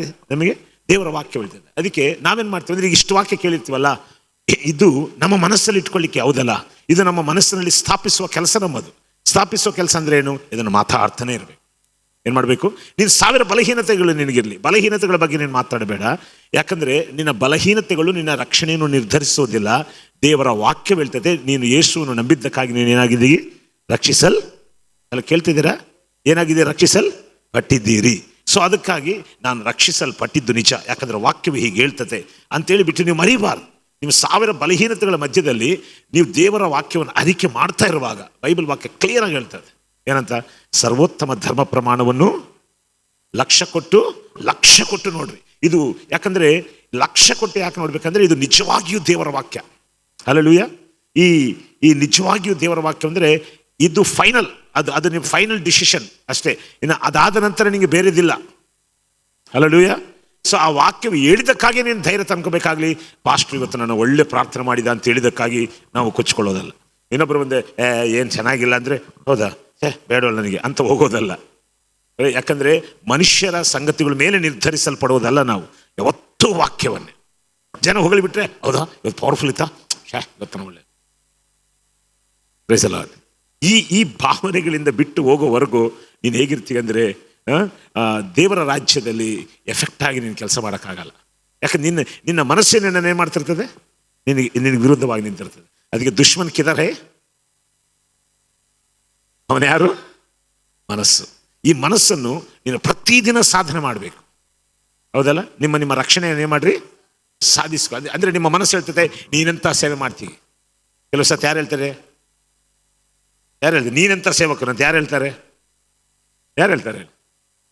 ಬೇರೆಯವ್ರು ಹೇಳೋದು ಬಿಡಿ, ನಮ್ಮ ಮನಸ್ಸೇ ಹೇಳ್ತದೆ. ಏನಯ್ಯ ನೀನು ದೇವರ ಮಗನಾದರೆ ನಿಂಗೆ ಇಂಥ ಆಲೋಚನೆ ಬರ್ಬೋದಾ? ಅದೇ ದೇವರ ಮಕ್ಕಳಲ್ಲ ನಾವು, ಇಂಥ ಆಲೋಚನೆ ಬಂದರೆ ನಮ್ಮ ಕಥೆ ಏನು?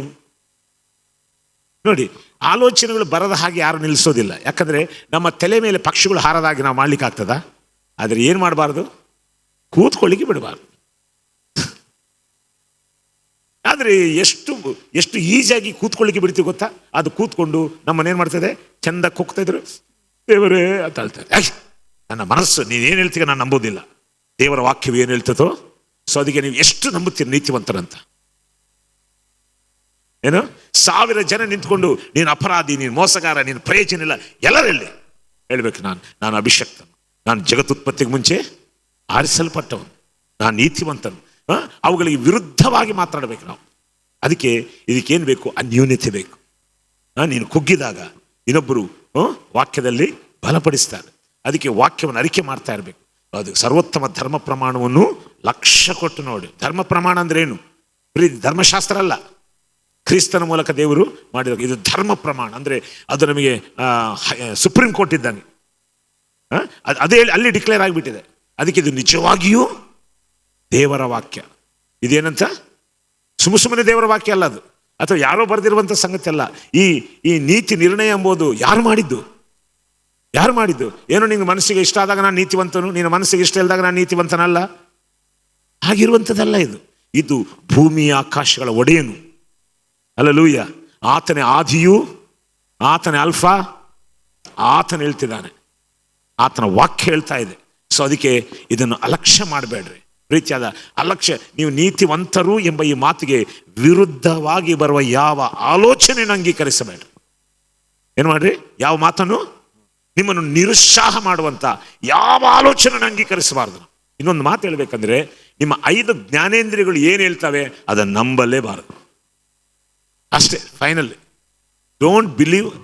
ನಿಮ್ಮ ಕಣ್ಣು ಹೇಳೋದು ನಂಬಬೇಡ, ನಿನ್ನ ಬಾಯಿ ಕಿವಿ ಇವೆಲ್ಲ ಬಂದು ನೀನೇನು ಮನುಷ್ಯ ಒಳ ಮಾರಾಯ, ನಿನ್ನ ಕೈಲಿ ಏನಾಗ್ತದೆ ಒಳ ಮಾರಾಯ, ಇಷ್ಟು ದಿನದಿಂದ ನೀನು ಮಾಡಿದ್ರು ಏನಾಯ್ತು ಇಲ್ಲಿ, ನಂಗೆಲ್ಲ ಹೇಳುವಾಗ ಹೇಳ್ಬೇಕು ಕ್ರಿಸ್ತನಲ್ಲಿ ನನ್ನ ಪ್ರಯಾಸವು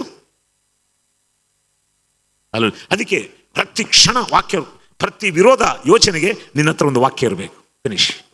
ನಿನ್ನ ಗೊಡುಗೆ ಬರೋದಲ್ಲ ಅದು. Praise the Lord. ನನಗೆ ಈ ಮಧ್ಯ ಕಾಲದಲ್ಲಿ ಒಬ್ಬ ವ್ಯಕ್ತಿ ಬಂದ್ಬಿಟ್ಟು ನನ್ನ ಹತ್ರ ಒಂದು ಹುಚ್ಚು ಮಾತಾಡಿದ, ನೀವು ಬೇಗ ಸತ್ತೋಗ್ತೀರಿ. ಏನು ನೀವು ಹೌದಾ ಹೌದಾ ಹೌದಾ ಅಂತ ಅನ್ಕೊಂಡ್ರೆ ಏನಾಗ್ತದೆ, ಬೇಗ ಹೋಗ್ಬಿಡ್ತೀವಿ. ನಾನು ನನ್ನ ದೇವರ ಆಕ್ಚುಲಿ ನಾನು ಸಾವನ್ನು ನಂಬೋದಿಲ್ಲ. ನಿಮ್ಗೆ ಕ್ಲಿಯರ್ ಆಗಿ ಹೇಳಿದೆ, ನಾನು ಸಾಯ್ಬೇಕಂದಾಗೆ ಸಾಯ್ತೀನಿ. ಸುಮ್ಮನೆ ಸಾವು ನನಗೆ ಬರೋದಿಲ್ಲ. ಹಂಗೆ ನಾವು ಮೈಂಡ್ ಕ್ಲೀನ್. ಯಾಕಂದ್ರೆ ಪೌಲನ್ ಹೇಳ್ತಾನೆ, ಯಾವುದನ್ನು ಆರಿಸ್ಕೊಳ್ಬೇಕು ನನಗೆ ಗೊತ್ತಿಲ್ಲ, ನಾನು ಏನು ಆರಿಸ್ಕೊಳ್ತೀನೋ ಅದು ಬರ್ತದೆ ಅಂತ ಅರ್ಥ. ಅವಲ್ಲ ಅದು ಹೇಳ್ಬೇಕು. How the death can touch me without my permission ಹೇಳ್ಬೇಕು, ಮಾತಾಡಬೇಕು. ಪೌಲನ್ ಹೇಳ್ತಾನೆ, ನಾನು ಬ್ರತಿಕಿರುವಂಥದ್ದು ನಿಮಗಾಗಿ ಬಹಳ ಅವಶ್ಯ. ನಾನು ಸತ್ತೋಗ್ಬಿಟ್ರೆ ನಿಮಗಾಗಿ ಸೇವೆ ಮಾಡೋನು ಯಾರು ಇರೋದಿಲ್ಲ. ಅದಕ್ಕೆ ನಾನು ಸಾಯೋದಿಲ್ಲಪ್ಪ. ಹಲ್ಲೆಲೂಯಾ. ಸುಮ್ಮನೆ ಆ ಮಾತುಗಳು ಹೇಳೋದು ಯಾರಂದ್ರೆ, ಅಜ್ಞಾನಿಗಳು, ಬುದ್ಧಿ ಇಲ್ಲದವರು, ವಾಕ್ಯದ ತಿಳುವಳಿಕೆ ಇಲ್ಲದವರು, ದೇವರ ಸಂಗಡ ಸಂಬಂಧ ಇಲ್ಲದವರು ಹೇಳುವ ಮಾತುಗಳು. ಅದಕ್ಕೆ ಅವರು ಯಾರಾದರೆ ನೀತಿಯ ಮಾತುಗಳು, ಜಯದ ಮಾತುಗಳು ಹೇಳ್ತಾರೋ ಅವರು ಕ್ರಿಸ್ತನನ್ನು ಅರ್ಥ ಮಾಡಿಕೊಂಡವರು. ತಮ್ಮ ರಕ್ಷಣೆಯನ್ನು ಅರ್ಥ ಮಾಡಿಕೊಂಡವರು. ಅವ್ರ ರಕ್ಷಣೆಯನ್ನು ಅರ್ಥ ಮಾಡ್ಕೊಳ್ಳೋದಿಲ್ಲ, ಹೆಂಗಾಗ್ತದೆ? Praise the Lord. ಕಳೆದ ಭಾನುವಾರ ನನಗೆ ಬಹಳ ಏರುಪೇರಾಯಿತು. ಬಹಳ ಏರುಪೇರಾದರೂ ಕೂಡ ದೇಹ ನಡುಗ್ತಾ ಇದೆ, ನೀರು ಕುಡಿಲಿಕ್ಕೆ ಆಗ್ತಾ ಇಲ್ಲ, ಬೈ ತುಂಬ ಬೆವರು ಬರ್ತಾ ಇದೆ. ಆದರೆ ನನ್ನ ಮನಸ್ಸಿನಲ್ಲಿ ಭಯ ಇಲ್ಲ. ಒಬ್ರು ಬಂದು ಫಾಸ್ಟ್ ಕೂತ್ಕೊಂಡು ಪ್ರಸಂಗ ಮಾಡಿ, ಇಷ್ಟು ನಂಬಿಕೆ ಬಗ್ಗೆ ಪ್ರಸಂಗ ಮಾಡಿ ನಾನು ಕೂತ್ಕೊಂಡು ಪ್ರಸಂಗ ಮಾಡೋದಾ? ಹೇಳಿದೆ ಅದು ಪುಲ್ಪಿಟ್ಟನ್ನು ಹಿಡ್ಕೊಂಡು ಸ್ವಲ್ಪ ಎಲ್ಲ ಸ್ತೋತ್ರ ಹೇಳೋಣ ಅಂತೇಳಿ ಲೀಕಾರ ಬಾ ತೋರಿ ಡೀರಾಳ ಲಾಲ ಬಾಬಾ ಬಾಬಾ ರೀಕಾರ ಅನ್ಯ ಭಾಷೆಗಳು ಮಾತನಾಡ್ತಾ ನಾನು ದೇವರಲ್ಲಿದ್ದೇನೆ, ದೇವರ ಮಹಿಮೆ ನನ್ನಲ್ಲಿದೆ, ನಾನು ಈ ಶರೀರ ಸಂಬಂಧವಾದ ಇದಕ್ಕೆ ಸಂಗತಿಗೆ ನನಗೆ ಏನಾಗಲ್ಲ ಅಂತ ಯೋಚನೆ ಮಾಡ್ತಿದ್ದೆ. ದೇವರಿಗೆ ಸ್ತೋತ್ರ. ನಾನು ಒಂದು ಪ್ರಸಂಗ ಬಂದಿದ್ದೆ, ನಾನು ಅನ್ಕೊಂಡೆ ಅರ್ಧ ಗಂಟೆ ಪ್ರಸಂಗ ಮುಗಿಸ್ಬೇಕು ಅಂತ ಯೋಚನೆ ಬಂತು. ಅರ್ಧ ಗಂಟೆ ಅಲ್ಲ, ಮಾಮೂಲಾಗಿ ಚರ್ಚೆ ಮುಗೀತದೆ, ಇನ್ನು 15 ನಿಮಿಷ ಹೆಚ್ಚು ಹೋಗ್ಬಿಡ್ತು. ಹಲ್ಲೆಲೂಯಾ. ಅದಕ್ಕೆ ನಾನು ಹೇಳ್ತೀನಿ, don't controlled by your 5 senses. ನಿನ್ನ ಕಣ್ಣು, ಕಿವಿ, ಬಾಯಿ, ನಿನ್ನ ಕಣ್ಣು ಮುಂದಿರೋ ಪರಿಸ್ಥಿತಿಗಳೆಲ್ಲ ನೋಡುವಾಗ ಕುಗ್ಗಿ ಹೋಗ್ಬೇಡ. ಹೇಳಿ, ನಾನು ದೇವರ ಮಗ. ಹೇಳ್ರಿ, ನೀನು ಯಾರು? ನಾನು ನೀತಿವಂತನು. ಇನ್ನೊಂದು ಗೊತ್ತಾ, ನಮ್ಮ ಒಳಗೆ ದತ್ತಪುತ್ರ ಆತ್ಮ. We are not adopted childrens. ನಾವು ದೇವರ, ಅದಕ್ಕೆ ಅದು ಕನ್ನಡದಲ್ಲಿ ಇಂಗ್ಲೀಷ್ನಲ್ಲಿ ಹೇಳಿ ಚೆನ್ನಾಗಿ ಬರ್ತದೆ, ಕನ್ನಡದಲ್ಲಿ ಗೊತ್ತಿಲ್ಲ. ಬಾರ್ನ್ ಆಫ್ ಗಾಡ್ ಅಂದ್ರೆ ಏನು? ಬಾರ್ನ್ ಫ್ರಮ್ ಗಾಡ್ ಅಂದ್ರೆ? ಬಾರ್ನ್ ಆಫ್ ಗಾಡ್ ಡಿಫರೆನ್ಸ್ ಅಲ್ಲ ಪಾಸ್ಟರ್? ಬಾರ್ನ್ ಫ್ರಮ್ ಗಾಡ್ ಅಂದ್ರೆ ದೇವರಿಗೆ ಹುಟ್ಟಿದವನು. ಯಾರು ಹುಟ್ಟಿದವನು? ಹೇಳ್ರಿ, ನಾನು ದೇವರಿಗೆ ಹುಟ್ಟಿದವನು. ಅದಕ್ಕೆ ಬೈಬಲ್ ವಾಕ್ಯ ಹೇಳ್ತೈತೆ, ಮಗನ ಆತ್ಮ, ದತ್ತಪುತ್ರ ಆತ್ಮನಲ್ಲ. ಯಾವ ಆತ್ಮ? ಮಗನ ಆತ್ಮ ನಮ್ಮ ಒಳಗೆ, ನಮ್ಮ ಆತ್ಮದೊಳಗೆ ಬಂದಿದೆ. ಹೇಗೆ? ಎಂತದ್ರಿ ಇದು? ಹಲ್ಲೆಲೂಯ. ಅದಕ್ಕೆ ಮಗನ ಆತ್ಮನ ಬಂದಿರೋ ದೇವರೇ ಅಂತ ಪ್ರಾರ್ಥನೆ ಮಾಡೋದಿಲ್ಲ ನಾವು. ಡ್ಯಾಡಿ, ಅಪ್ಪ, ಅಪ್ಪ ತಂದೆ ಎಂಬುದಾಗಿ ಮಗನ ಆತ್ಮ ನಮಗೆ ಕೊಟ್ಟಿದ್ದಾನೆ. ಸೊ ಅದಕ್ಕೆ ನಾವೆಲ್ಲರೂ ಬಹಳ ಚೆನ್ನಾಗಿ ಕೇಳ್ತೀವಿ. ಇವತ್ತು ನಮ್ಮ ನೀತಿಯ ನಿರ್ಣಯ ಬಗ್ಗೆ ಬಂತು, ಇವತ್ತು ನಮ್ಮ ನವೀನಕರಣ ಬಂತು, ಮತ್ತು ಗ್ಲೋರಿಫಿಕೇಶನ್. ಈ ಗ್ಲೋರಿಫಿಕೇಶನ್ ಕೂಡ ನಾವು ಇದರಲ್ಲಿ ರೆಡಿ ಆದರೆ ಇದು ಈ ಲೋಕದಲ್ಲಿ ಕೂಡ ನೋಡ್ತೀವಿ ನಾವು. ಅಲ್ಲೂ ನಮ್ಮ ಪ್ರವರ್ತನೆ ಏನಾಗ್ಬಿಡ್ತದೆ. ಅದಕ್ಕೆ ಸರ್ವೋತ್ತಮ ಧರ್ಮ ಪ್ರಮಾಣವನ್ನು ಲಕ್ಷ್ಯ ಕೊಟ್ಟು ನೋಡಿ, ಇನ್ನು ನೋಡುತ್ತಲೇ ಇರುವವನು ಅದನ್ನು ಕೇಳಿ ಮರೆತು ಹೋಗದೆ ಅದರ ಪ್ರಕಾರ ನಡೆಯುವವನಾಗಿರ್ತಾನೆ. ಸೊ ಗ್ಲೋರಿಫಿಕೇಶನ್ ನಮಗೆ ಯೇಸು ಬಂದಾಗ ಆಗ್ತದೆ, ಮತ್ತು ನಿಜವಾದ ದೈವಿಕ ಜೀವಿತ ಈ ಲೋಕದಲ್ಲಿರುವಾಗಲೇ ಪ್ರತ್ಯಕ್ಷವಾಗ್ತದೆ. ಯಾಕಂದ್ರೆ ಬೈಬಲ್ ವಾಕ್ಯ ಹೇಳ್ತೈತೆ, ಯೇಸು ಕ್ರಿಸ್ತನು ಎಂಥವನಾಗಿದ್ದಾನೋ ಪರಲೋಕದಲ್ಲಿಯಾ, ಈ ಲೋಕದಲ್ಲಿ ನಾವು ಅಂಥವರೇ ಆಗಿದ್ದೇವೆ. ಹಲ್ಲೆಲೂಯಾ. ಸೊ ಆದ್ದರಿಂದ ಪ್ಲೀಸ್ ವರ್ಕ್ಔಟ್ ಯುವರ್ ಸ್ಯಾಲ್ವೇಷನ್. ನಿಮ್ಮನ್ನು ಕೈ ಮುಗಿದು ಕೇಳ್ಕೊಳ್ತೇನೆ, ಅಲಕ್ಷ್ಯ ಮಾಡಿ ಸುಮ್ಮನೆ 3 ಹೊತ್ತು ತಿಂದು ಮನೇಲಿ ಮಲಗಬೇಡ್ರಿ. ಒಲ್ಲಿ ಕಲ್ಲ ಬಾಸಿ ಕಾಲ್ ಬೆಳಿಗ್ಗೆ ಒಂದು 10 ನಿಮಿಷ, ಮಧ್ಯಾಹ್ನ ಒಂದು 10 ನಿಮಿಷ, ರಾತ್ರಿ ಒಂದು 10 ನಿಮಿಷ ಮಾಡಿ. ನಿಮ್ಮ ಬಲಹೀನದ ಸ್ವಭಾವ, ನಿಮ್ಮ ಮೊದಲಿಂದ ನಾನು ಮೊದಲಿಂದ ಹೀಗಿದ್ದೆ ಆಗಿರುವುದಿಲ್ಲ. ನಾವು ಹೆಂಗಿರ್ತೀವಿ? ನಾವು ಮೊದಲಿಂದ ಹೀಗೇನೆ ಪಾಸ್ಟರ್. ಮೊದಲಿಂದ ಯಾಕೆ ಗೊತ್ತಾ? ಇವರು ನಾಟ್, ನೀನು ನಿನ್ನ ರಕ್ಷಣೆ ಸಾಧಿಸ್ಕೊಳ್ತಾ ಇಲ್ಲ, ಅದಕ್ಕೆ ನೀನು ಚೇಂಜ್ ಆಗ್ತಾ ಇಲ್ಲ. ಸಾಧಿಸ್ಕೊಳ್ಳೋನೇನಾಗ್ತಾನೆ? ಏನಾಗ್ತಾನೆ ಹೇಳ್ರಿ? ಏನಾಗ್ತಾನೆ? ಚೇಂಜ್ ಆಗ್ತಾನೆ. Hallelujah, praise the Lord. ಸಾಧಿಸ್ಕೊಳ್ತೀರಾ? ಓಕೆ, ಪ್ರಾರ್ಥನೆ ಮಾಡಿಕೊಳ್ಳೋಣ. ನಾವೆಲ್ಲರ ಕಣ್ಣುಗಳು ಮುಚ್ಚಿ, ನಾವೆಲ್ಲರ ಎದ್ದು ನಿಂತು ಕರ್ತನಿಗೆ ಸ್ತೋತ್ರ ಮಾಡೋಣ. Hallelujah lord. ಎಲ್ಲರೂ ಹೇಳಿ, ನಾನು ನೀತಿವಂತನು, ನಾನು ಪರಿಶುದ್ಧನು. ಎಲ್ಲರೂ ಹೇಳೋಣ ಹಲ್ಲೆಲೂಯಾ. ಎಲ್ಲರೆದ್ದು ನಿಂತ್ಕೊಳ್ಳೋಣ, ಎಲ್ಲರೆದ್ದು ನಿಂತ್ಕೊಂಡು ಎಲ್ಲರ ಬಾಯಿಗಳನ್ನು ತೆರೀರಿ. ಇದು ಜೋರಾಗಿ ಮಾತನಾಡಬೇಕಿಂತ ಮಾತುಗಳು. ಯಾಕೆ ಗೊತ್ತಾ? ಇಲ್ಲದಿದ್ದರೆ ಈ ಮೈಂಡ್ ಹೇಳಿದ್ರೆ ನೀವು ಕೇಳ್ತೀರಾಗಲಿ, ನಿಮ್ಮ ಬಾಯಿ ಹೇಳುವುದು ನಿಮ್ಮ ಮೈಂಡ್ ಕೇಳುವುದಿಲ್ಲ. ಅದಕ್ಕೆ ಹೇಳಿ, ನಾನು ನೀತಿವಂತನಾಗಿದ್ದೇನೆ, ನಾನು ಪರಿಶುದ್ಧನಾಗಿದ್ದೇನೆ, ನಾನು ದೇವರಿಗೆ ಮಗನಾಗಿದ್ದೇನೆ, ಅಪ್ಪ ತಂದೆ ಎಂಬುದಾಗಿ ಕೂಗುವ ಮಗನ ಆತ್ಮನು ನನ್ನ ಒಳಗೆ ಬಂದಿದ್ದಾನೆ, ನಾನು ಪರಿಶುದ್ಧನು. ಹಲ್ಲೆಲೂಯಾ. ನಾನು ದೇವರಿಗೆ ಅಧೀನನಾಗಿದ್ದೇನೆ, ಕ್ರಿಸ್ತನ ಸಂಗಡ ನಾನು ಸತ್ತಿದ್ದೇನೆ, ಕ್ರಿಸ್ತನ ಸಂಗಡ ನಾನು ಎದ್ದು ಬಂದಿದ್ದೇನೆ. ಹಲ್ಲೆಲೂಯಾ. ನನ್ನ ಪಾಪಾಧೀನ ಸ್ವಭಾವವು ನಾಶವಾಗಿ ಹೋಗಿದೆ. ಹಲ್ಲೆಲೂಯಾ. ಆದ್ದರಿಂದ ನಾನು ಪಾಪದ ವಶದಿಂದ ಬಿಡುಗಡೆ ಹೊಂದಿದ್ದೇನೆ. Hallelujah, hallelujah. ದೇವರ ಜೀವವು ನನ್ನಲ್ಲಿದೆ. ಓ ಹಲ್ಲೆಲೂಯಾ. ಎಲ್ಲರೂ ಹೇಳ್ರಿ, ಆತನು ನನ್ನ ರೋಗಗಳನ್ನು ಶಿಲುಬೆಯಲ್ಲಿ ಹೊತ್ತುಕೊಂಡಿದ್ದಾನೆ. ಆತನು ಹೊತ್ತುಕೊಂಡಿರುವಾಗ ನಾನು ಹೊತ್ತುಕೊಳ್ಳುವ ಅಗತ್ಯವೇ ಇಲ್ಲ. ಹೇಳ್ರಿ ಎಲ್ಲರ ಹಾಗೆ ಹೇಳ್ರಿ, ಎಲ್ಲ ಬಾಯ್ತಾರ್ರಿ ಎಲ್ಲರೂ ಹೇಳ್ರಿ. ಆತನು ನನ್ನ ರೋಗಗಳನ್ನು ಶಿಲುಬೆ ಮೇಲೆ ಹೊತ್ತುಕೊಂಡಿರುವಾಗ, ಹೇಳ್ಬೇಕು, ಆತನು ನನ್ನ ಬಲಹೀನತೆಗಳನ್ನು ಶಿಲುಬೆ ಮೇಲೆ ಹೊತ್ತುಕೊಂಡಿರುವಾಗ ನಾನು ಹೋರುವ ಅವಶ್ಯವೇ ನನಗಿಲ್ಲ. ಹೇಳ್ರಿ, ನಾನು ಹೋರುವ ಅವಶ್ಯವೇ ನನಗಿಲ್ಲ. ನಾನು ಪ್ರತಿ ರೋಗವನ್ನು ಯೇಸು ಹೊತ್ತುಕೊಂಡಿರುವುದರಿಂದ ನಾನು ತಿರಸ್ಕರಿಸ್ತೇನೆ. ಹೇಳ್ರಿ ಎಲ್ಲರೂ, ನಾನು ತಿರಸ್ಕರಿಸ್ತೇನೆ. ಓ ರೀಬಾ ಕುಲಾಬಾ. ಆತನು ಹೊಂದಿರುವ ಬಾಸುಂಡಗಳಿಂದ ನಾನು ಗುಣವಾಗಿದ್ದೇನೆ. ಹೇಳ್ರಿ, ಆತನು ಹೊಂದಿರುವ ಬಾಸುಂಡಗಳಿಂದ ಏನಾಗಿದ್ದೀರಿ? ಅದಕ್ಕೆ ನಾವು ಗುಣವಾಗಿದ್ದೇವೆ ಅಂದ್ರೆ ನಾವೇನು ಡಿಕ್ಲೇರ್ ಮಾಡೋಣ? ನಾವು ಆರೋಗ್ಯವಂತರು. ಹೇಳ್ರಿ, ಎಂಥವರು? ನೋಡಿ, ನಾನು ಹೇಳುವ ಮಾತು ಕೇಳ್ತಾ ಇರ್ರಿ. ನಾವೇನಾಗಿದ್ದೀವಿ? ಕೆಲವು ಸತಿ ಏನು ಮಾಡಬೇಕು? ಮನೆಯಲ್ಲಿ ಬಲಹೀನದಿಂದ ಕೂತ್ಕೊಂಡು 10 ಸಾರಿ ಅವರ ಹತ್ರ ಮಾತಾಡಿಸ್ಬೇಕು. ಹಲ್ಲೆಲೂಯಾ. ಈಗ ನೋಡಿ, ಉದಾಹರಣೆ ನಾನು ಹೇಳ್ತೀನಿ. ನೀವು ಡಾಕ್ಟರ್ ಹತ್ರ ಹೋಗ್ತೀರಿ, 250 mg ಕೊಡ್ತಾರೆ. ಅದು ಸ್ವಲ್ಪ ತಗೊಳ್ತಿರುವಾಗ ಪರವಾಗಿಲ್ಲ ಅಂದರೆ ಏನು ಮಾಡ್ತಾರೆ? ಸ್ವಲ್ಪ ಹೆಚ್ಚು ಮಾಡ್ತಾರೆ, ಇನ್ನೂ ಸ್ವಲ್ಪ ಹೆಚ್ಚು ಮಾಡ್ತಾರೆ. ಅವಾಗ ಏನಾಗ್ತದೆ? 500 mg 1000 mg ಬೀಳೋಷ್ಟಿಗೆ ಏನಾಗ್ತದೆ? ಗುಣ ಆಗೋದಿಲ್ಲ. ಅಲ್ಲಿ ನಮ್ಮನ್ನು ಸ್ವಲ್ಪ ಎಬ್ಬಿಸ್ತದೆ. ಅದೇ ವಿಧವಾಗಿ ನಾವೇನು ಮಾಡ್ಬೇಕಂದ್ರೆ, ನಮ್ಮ ಬುದ್ಧಿ ಚೇಂಜ್ ಆಗಲಿಲ್ಲ, ಹೊಟ್ಟೆ ಕಿಚ್ಚು ಬುದ್ಧಿ, ಅವ್ರನ್ನ ನೋಡಿದು ಇವ್ರು ನೋಡಿದು ಆಗೋದಿಲ್ಲ, ನಮ್ಮದೇ ನಾವು ಇರ್ತೈತಲ್ಲ, ಇದು ಸರಿಯಲ್ಲಲ್ಲ. ಅದಕ್ಕೆ ಬೆಳಿಗ್ಗೆ ಒಂದು 10 ಸಾರಿ, ಮಧ್ಯಾಹ್ನ ಒಂದು 10 ಸಾರಿ, ರಾತ್ರಿ ಆದರೂ ಚೇಂಜ್ ಆಗಲಿಲ್ವಾ? ಬೆಳಿಗ್ಗೆ ಒಂದು 25 ಸಾರಿ, ಮಧ್ಯಾಹ್ನ ಒಂದು 25 ಸಾರಿ, ರಾತ್ರಿ ಒಂದು 25 ಸಾರಿ ಕೇಳ್ಕತ್ತಮ್ಮ. ಹಲ್ಲೆಲೂಯ. ರೋಗದ ವಿಷಯದಲ್ಲಿ ಅಷ್ಟೇ, ಆರ್ಥಿಕ ಸಮಸ್ಯೆಗಳ ವಿಷಯದಲ್ಲಿ, ಎಲ್ಲ ವಿಷಯಗಳಲ್ಲಿ ಹೀಗೆ ಮಾಡಿ. ಹಲ್ಲೆಲೂಯ. ಪ್ರಾರ್ಥನೆ ಮಾಡೋಣ. ಸುನಂದ ಸಿಸ್ಟರ್ ಪ್ರಾರ್ಥನೆ ಮಾಡ್ತಾರೆ. ಸ್ತೋತ್ರ ಸ್ವಾಮಿ. ಹಲ್ಲೆಲೂಯ. ಸ್ತೋತ್ರ ಕರ್ತನೆ. ಪ್ರೀತಿಯ ಪರಲೋಕದ ತಂದೆ ದೇವರೇ, ಯೇಸು ಕ್ರಿಸ್ತನ ನಾಮದಲ್ಲಿ ನಿಮಗೆ ಸ್ತುತಿ ಸ್ತೋತ್ರಗಳನ್ನು ನಾವು ಸಲ್ಲಿಸುತ್ತೇವೆ ಸ್ವಾಮಿ. ಈ ತನಕ ನಿನ್ನ ವಾಕ್ಯ ಹೇಳುವ ಸತ್ಯಗಳನ್ನು ನಾವು ಅಧ್ಯಯನ ಮಾಡಲಿಕ್ಕೆ ಸ್ವಾಮಿ ನಿನ್ನ ಕೃಪೆ ಕೊಟ್ಟದಕ್ಕಾಗಿ ಸ್ತೋತ್ರ. ನಿನ್ನ ದಾಸನ ನೀನು ಉಪಯೋಗಿಸಿರುವುದಕ್ಕಾಗಿ ವಂದನೆಗಳನ್ನು ತಿಳಿಯಪಡಿಸ್ತೇವೆ ಸ್ವಾಮಿ. ನೀತಿವಂತರೆಂಬ ನಿರ್ಣಯ ಹೊಂದಿರುವ ನಾವು ಸ್ವಾಮಿ, ಆ ನೀತಿಯನ್ನು ನೀನು ಕೊಟ್ಟಂಥ ಪೊಸಿಷನಲ್ಲಿ ನಿಂತುಕೊಳ್ಳುವಂಥದ್ದು ಎಷ್ಟು ಪ್ರಾಮುಖ್ಯ ನಮ್ಮ ಜೀವಿತಕ್ಕೆ ಎಂಬುದನ್ನು ನಾವು ತಿಳ್ಕೊಂಡಿದ್ದೇವೆ ಸ್ವಾಮಿ. ನಮ್ಮ ಹೊರಗಡೆ ನಮ್ಮ ಕಾರ್ಯಗಳಾಗಿರುವುದು, ಬಲಹೀನತೆಗಳಾಗಿರುವುದು, ಯಾವುದೇ ಸಂಗತಿಗಳಾಗಿರ್ಬೋದು, ಅದನ್ನು ದೃಷ್ಟಿಸದೆ ಕ್ರಿಸ್ತನಲ್ಲಿ ನಾವು ಯಾರಾಗಿದ್ದೇವೆ ಎಂಬುದನ್ನು ದೃಷ್ಟಿಸುವಾಗ ಸ್ವಾಮಿ ನಮ್ಮ ರಕ್ಷಣೆಯನ್ನು ಸಾಧಿಸಿಕೊಳ್ಳುವವರಾಗಿರ್ತೇವೆ. ನಮ್ಮ ಪ್ರಾರ್ಥನೆಗೆ ಬಹುಬಲ ಇರುವಂಥದ್ದಾಗಿರ್ತೈತೆ. ಅನೇಕ ಮಹತ್ ಕಾರ್ಯಗಳನ್ನು ನಮ್ಮ ಜೀವನದಲ್ಲಿ ಕಾಣುವಂಥವರಾಗಿರ್ತೇವೆ ಸ್ವಾಮಿ. ಇದಕ್ಕಾಗಿ ನನ್ನ ನಾಮಕ್ಕೆ ಸ್ತೋತ್ರ. ಕೇಳಿರುವ ವಾಕ್ಯ ನಮ್ಮ ಹೃದಯದಲ್ಲಿ ನೆಲೆಗೊಳ್ಳಲಿ, 100ರಷ್ಟು ಫಲಿಸಲಿ ಎಂಬುದಾಗಿ ಪ್ರಾರ್ಥಿಸ್ತೇನೆ. ಬಂದಂಥ ಪ್ರತಿಯೊಬ್ಬರಿಗಾಗಿ ಸ್ತೋತ್ರ. ಇನ್ನು ಅನೇಕರು ಬರುವಂಥ ದಿನಗಳಲ್ಲಿ ಈ ಸಭೆ ಸೇರಿ ಬರುವಂತೆ, ಹೊಸ ಹೊಸ ಆತ್ಮಗಳು ಬೈಬಲ್ ಸ್ಟಡಿಗೆ ಬರುವಂತೆ ಪವಿತ್ರಾತ್ಮನೇ ಕಾರ್ಯ ಮಾಡುವುದಕ್ಕಾಗಿ ಸ್ತೋತ್ರ ಮಾಡ್ತೇನೆ. ಯೇಸು ನಾಮದಲ್ಲಿ ಪ್ರಾರ್ಥಿಸ್ತೇವೆ ತಂದೆಯೇ, ಆಮೆನ್.